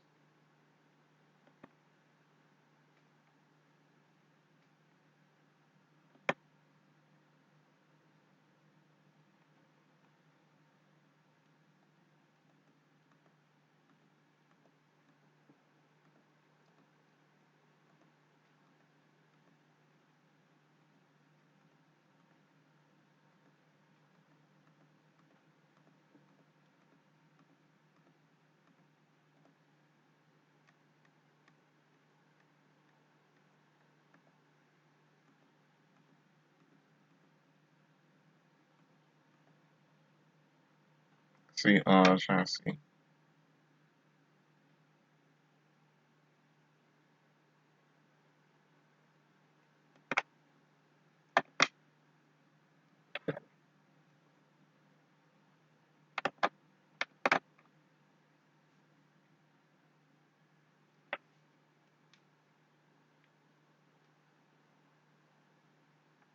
See,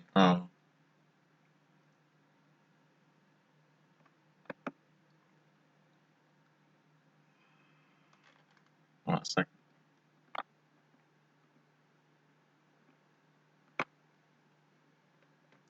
Trying to see what other birthdays.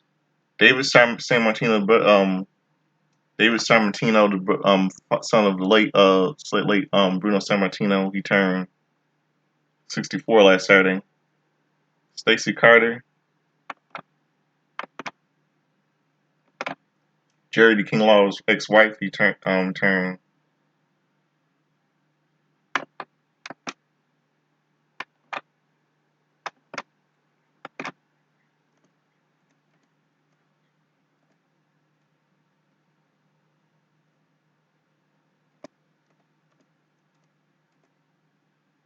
Turned 53.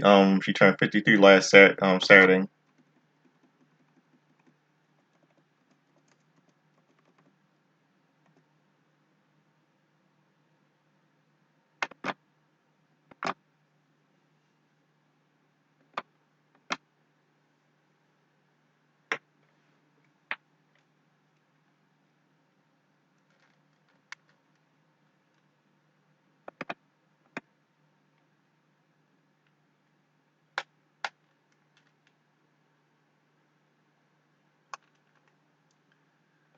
See,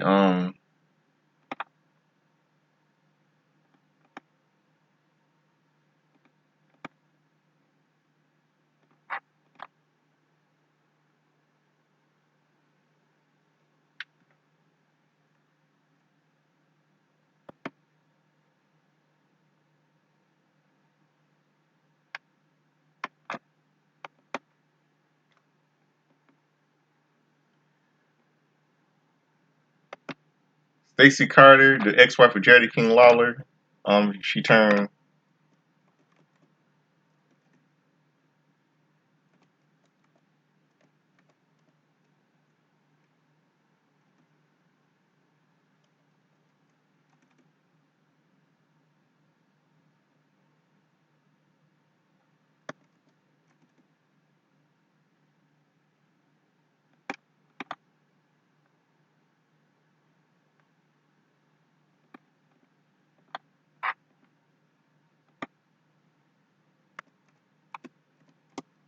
I believe she was 54 last Saturday. Yeah, Miss Kitty.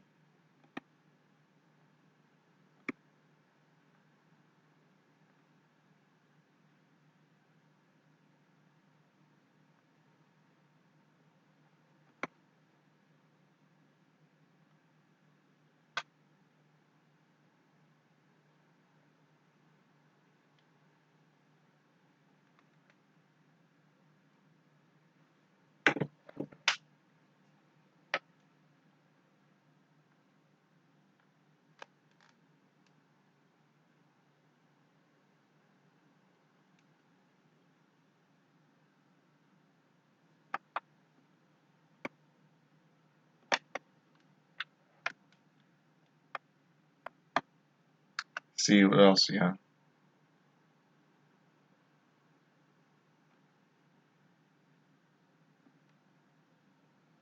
And Tajiri turned Tajiri, the wrestler Tajiri. He turned 54 last Sunday.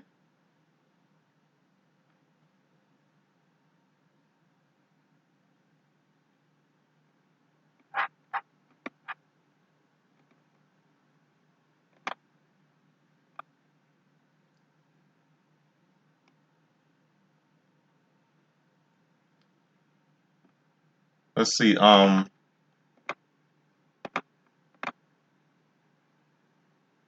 everyone's time. Let's see, trying to see what else.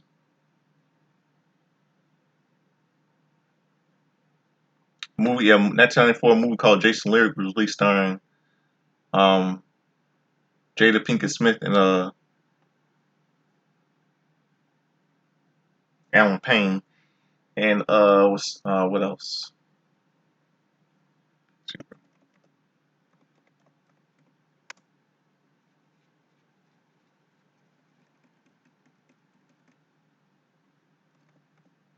Bret Hart made his WWF debut before he came to Hitman on WWF Wrestling on Championship Wrestling, and 2014 Monday Night Raw. Um,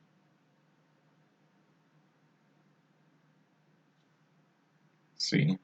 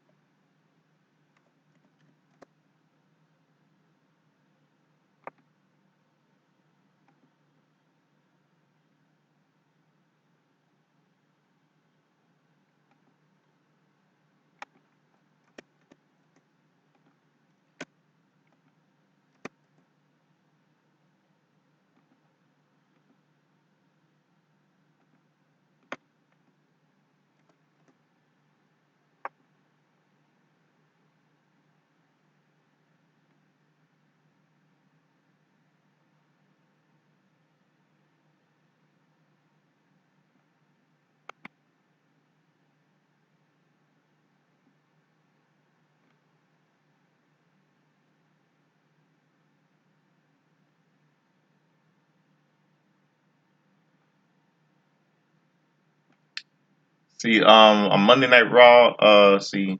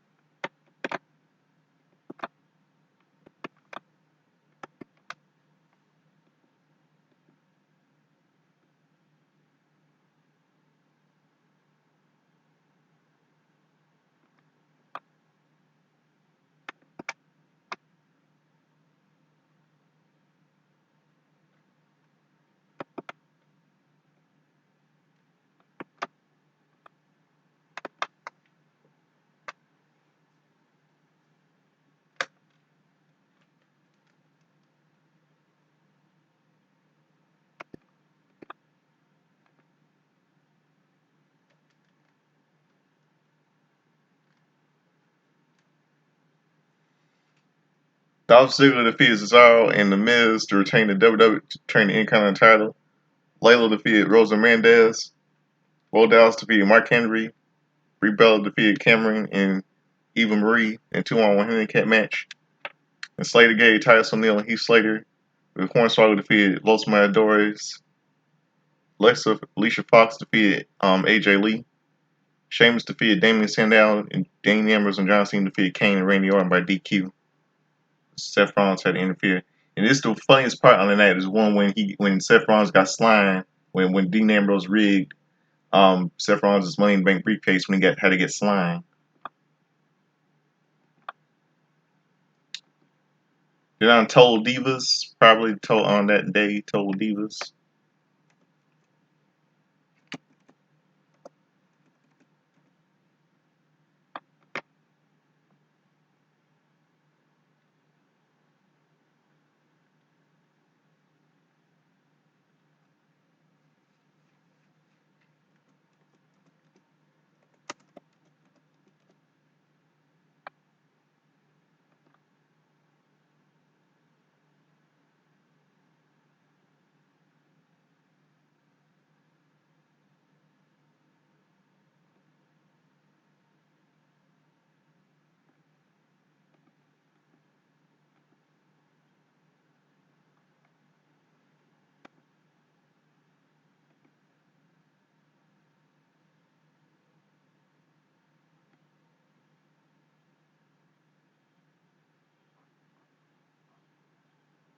on a second.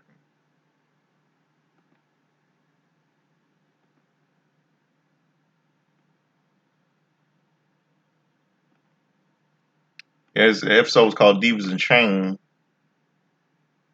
I don't know if that was on September 28th or September 29th. I have no idea.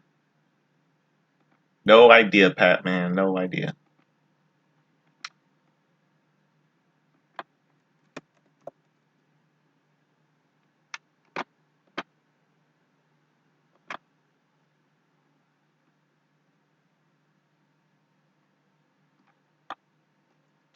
Trinity's ability to have sex frustrates John, and Brian and Nikki shock Bree when they team up to stage an intervention.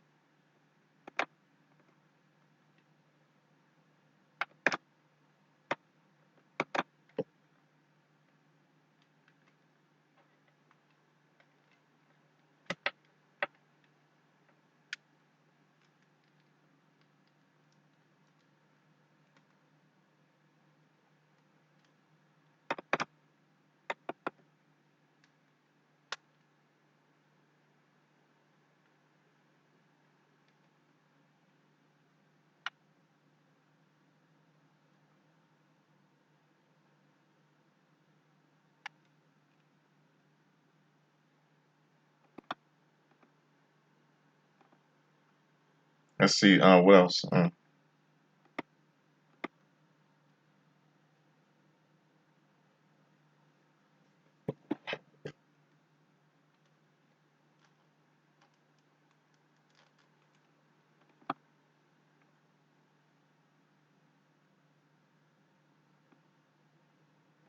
this back coat. Yeah. Let's see. This go to yesterday.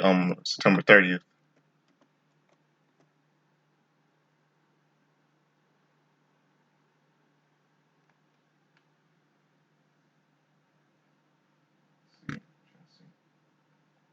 Case 1984.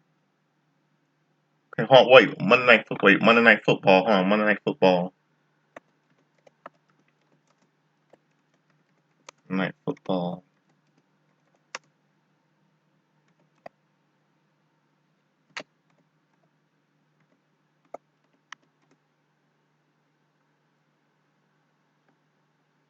Yeah, the Kansas City Chiefs beat the New England 41-14 on Monday Night Football. That's September 29th, 2014.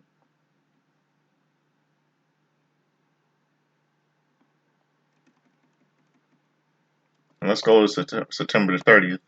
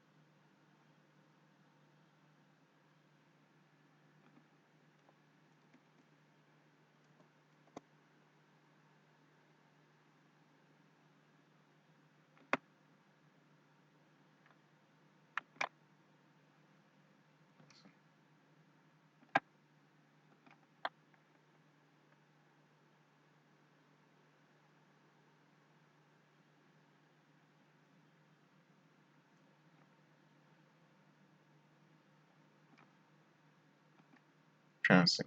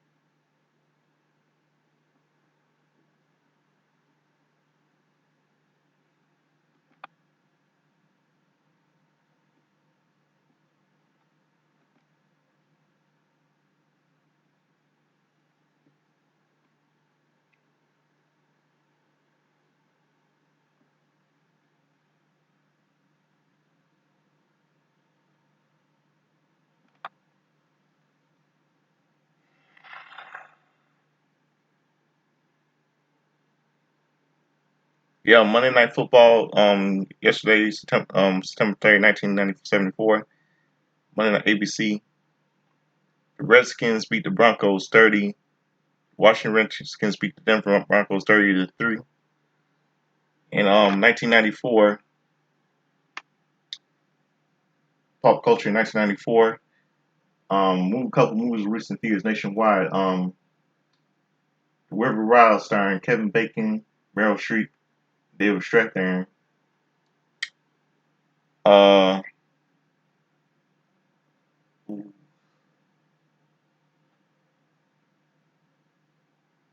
The Scout, starring Albert Brooks and Brandon Fraser.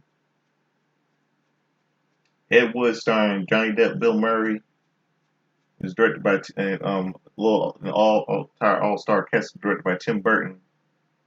Directed Johnny Depp in Edward Scissorhands. Year Years later for this. And let's see what other movies. Second Best, starring the late William Hurt.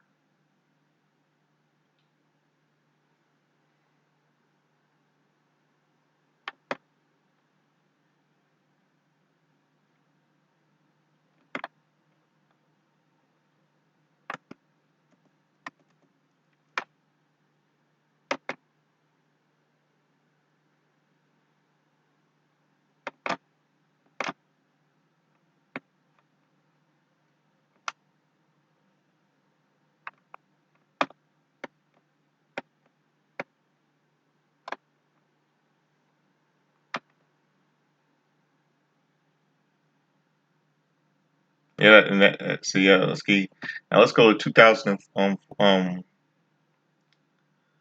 2004. Yeah, 1984. Yesterday, September 30th. Two TV shows debuted. One, Tales of the Dark Side and Syndication, and Murder She Wrote, starring late Angela Lansbury on CBS, and Monday Night Raw, SmackDown, for No Mercy 2004. The Undertaker sacrifices Orlando Jordan on SmackDown, and they do debut the new theme music, "Rise Up" by Drowning Pool.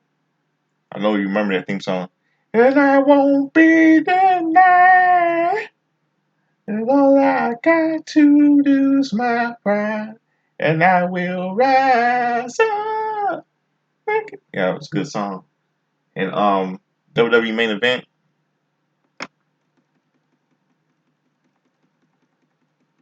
WWE main event.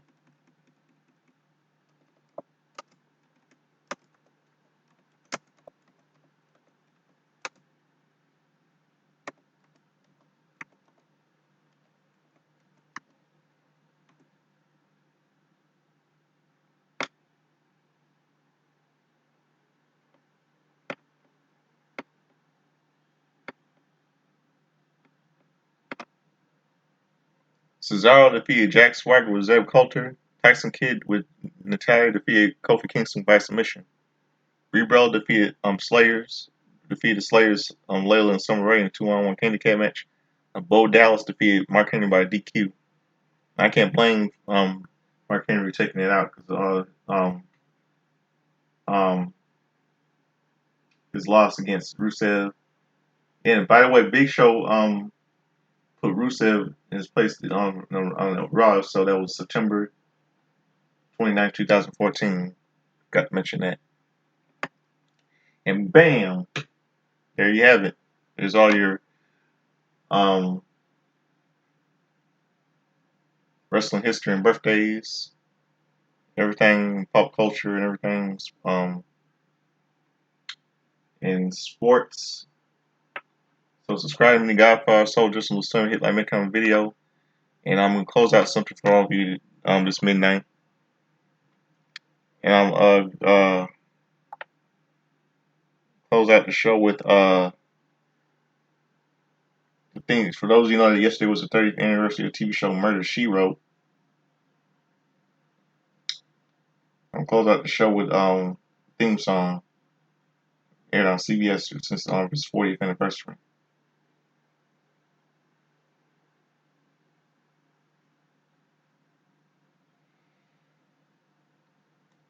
Here it goes.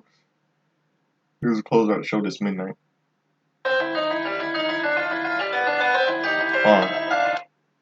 Good night. Rest in peace to Angela Lansbury. I miss her. Really good actress. Happy 40th anniversary of Murder, She Wrote. Here it goes. Close out the show.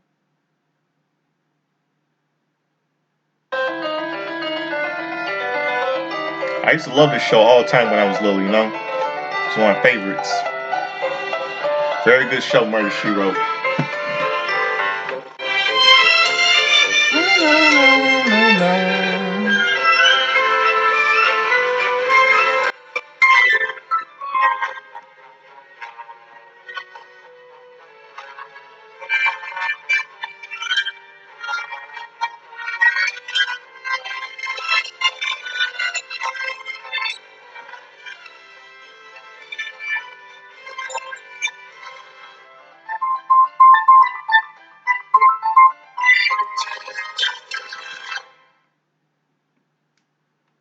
And happy 40th anniversary of Murder, She Wrote. Hope all of you have a good midnight. Get me some rest. I'm out of here. Peace. Talking for like too many hours. Oh, sorry. One other thing got to mention to all of you. Got to mention birthdays for yesterday. My mistake. Um, Yesterday was a happy birthday to Mustafa Ali. He was 61 yesterday. Yesterday was a happy birthday to Joe Henning. Joe Henning, the son of the late Kurt Henning, the grandfather of and the grandson of late Larry Henning. He turned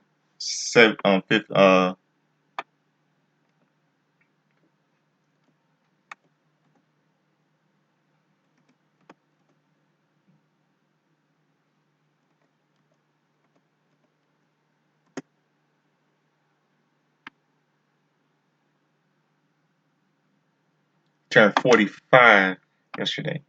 45. Got to mention that.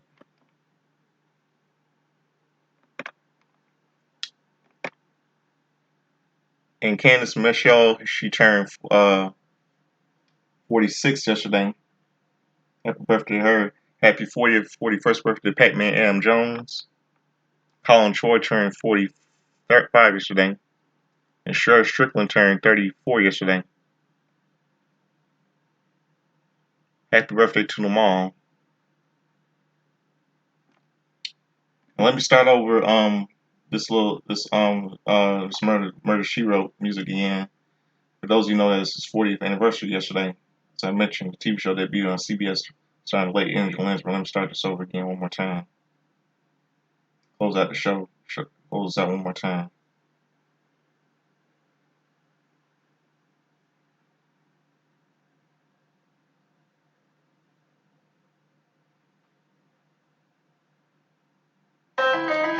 Like I said before, this is one of my favorite theme songs when I was little. TV shows when I was little. Yeah, rest in peace to Angela Lansbury. She was a really good actress.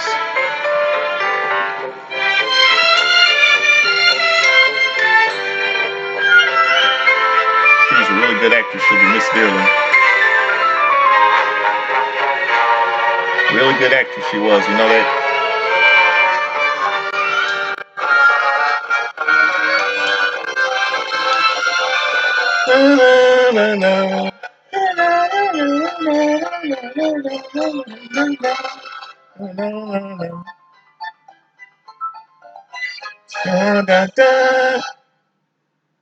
Happy 40th anniversary of Murder, She Wrote.